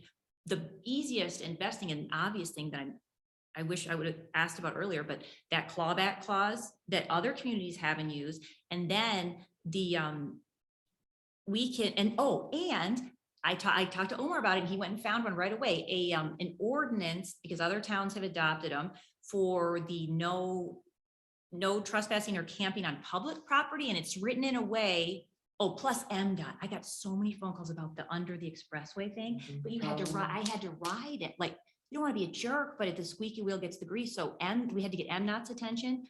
To Omar's credit, he was on that. But Omar found the ordinance, Ben sent it. I need to follow up on that too, to legal for review, but it was already well-written and adopted by another community. It was like perfect to handle sidewalks, all that kind of stuff. Then we're having Omar contact we already got permission from the Costco kind of big property owner to give us permission to enforce the no trespassing on private property. We need to get it from other areas, like that wine place. They were having a huge problem. And then there's places that are, they're $45 rooms. It's like, there's, but we have no communication up to this date. We haven't been proactive with the property owners, right? So we're No, kind of I love hearing that, because it's a real problem. We had a murder in 2 years ago, right behind our building. I think at the Clarion, but then it trickled over to the Red Roof Inn, and tried to explain why your whole parking lot has police tape around it. And when you're trying to do business, plus the impact that has on your team. So I think unfortunately that was one off during the pandemic, and there were some things going on that hasn't continued, but the crime is very real. There were Kentwood teenage girls that met. I think it's the Clarion is the one that's a huge hot spot, but the Red Roof, we need to send you guys the weekly reports. But I think if we take a full step back, and I think we learn more at 30,000 feet, I think a lot of the issues are centered around very inexpensive hotels And I think there's got to be tactics as a community to make sure the community is putting its best foot forward to make sure that certain things, we try to avoid them from happening in our community. 100%. Does it make you feel a little better to hear about the work behind the scenes or? to be Yes, part of it? a lot, because to me, Omar, I've engaged a lot with the Kent County Sheriff's Department. And by the way, I only have positive things to say about them because they're trying very hard. And I know the township cares. I just don't have visibility of all the tactics. And I'm that type of person of information only makes me feel better because I communicate as business owner to my team. Hey, this is what we're doing. And it feels good to our team when Omar comes in to the Nice. building and sits down and talks to us because they know that Kent County, when they come and when we call them, which we, for a period of time, we were calling them weekly, Yep. they would respond within 5 minutes, which was made the team feel comfortable. So again, a lot of positive things, but I think it's good for us to get visibility and then we figure out if we can, as a DDA, help Yep, get us to a more positive place than I think we've been for the last couple of years. 100%. I'm so glad you mentioned it because that is a super important. So I think then 2 agenda items for Mhm. future, bringing in an officer, whomever is available, to give us an update about the, the information and the strategies, but then separately as a DDA to discuss Mhm. what we might be able to do and what some of those strategies might be. Yes. And I think it would be great if the sheriff's department came with suggestions, if there's some things that Even better. where they need, and then also Grace is the intermediary between the different boards. I mean, if there's a partnership that we can have with the township, because I think we all could benefit. Yes, 100%. This, and the critical thing that we need more of is more in sharing both ways with the business owners themselves, because I don't hear it. And it's like this stuff starts when people come and then Omar goes and finds an ordinance and I just had to meet with them. I just have to know. And then we need the more proactive we are at the township, but the communication is so helpful to hear from the businesses. It's great. No, thanks for entertaining that. No, thanks for bringing it up. I keep forgetting. Yeah. On a lighter note, You don't want to go stick to human trafficking? not so much. No, I want to talk about Scott because tomorrow night is the foundation gala. Honoring Scott and his wife and their business and their contributions to the community and some other folks as well. And I do have some additional free tickets. So if people, I realize it's very last minute. If you decide that your schedule's opened up and you want to go, let me know. I can get you a link to get you signed up. I'm bummed that I have to wear a mask. I need to figure out how to eat and have some wine at this thing while wearing a mask. I believe in Straw. you. You could do it. Straw. I have faith in myself, even if it's like, strained through the mask. I'm committed. But please shoot me an email and I'm happy to get you set up so that you can attend. Thank you. We're humbled and it will be interesting to see how my kids behave at the table. That's good of you to bring that. You know. We are. It's- How old are they? So we got a 7, 11, and 13-year-old. You give them a melatonin beforehand or? Yeah, right, just. We'll have to figure something out. If I'm sharing my mixed drink with them, do not judge. Right, No, I'm no one will kidding. We didn't see anything. Nope. Love it. No, we're grateful. That's a huge honor because there was a small group of honorees, right? I mean, 3. No, it's the first year that's ever been done. I know. I mean, Thank you to it's a Jen for whole- she sits on that board. She's the president, I believe, of that board. I am the immediate past president. So. But no, it's the first time. So I think it's with their leadership and Justin's in our community to put together an event and honor some, the people they're honoring are amazing. Like you remove my wife and I from it. It's like the people we look up to in the community. So good people. Awesome. It's gonna be a fun time too. Yeah. So there's that. Where is it at again? Watermark. Anything else, Sandra? We have a handful of new businesses. I know it's late, but Just rip on through. I'm really quick. The Gray's Craze is moving in. We're near in the Jets Pizza strip mall.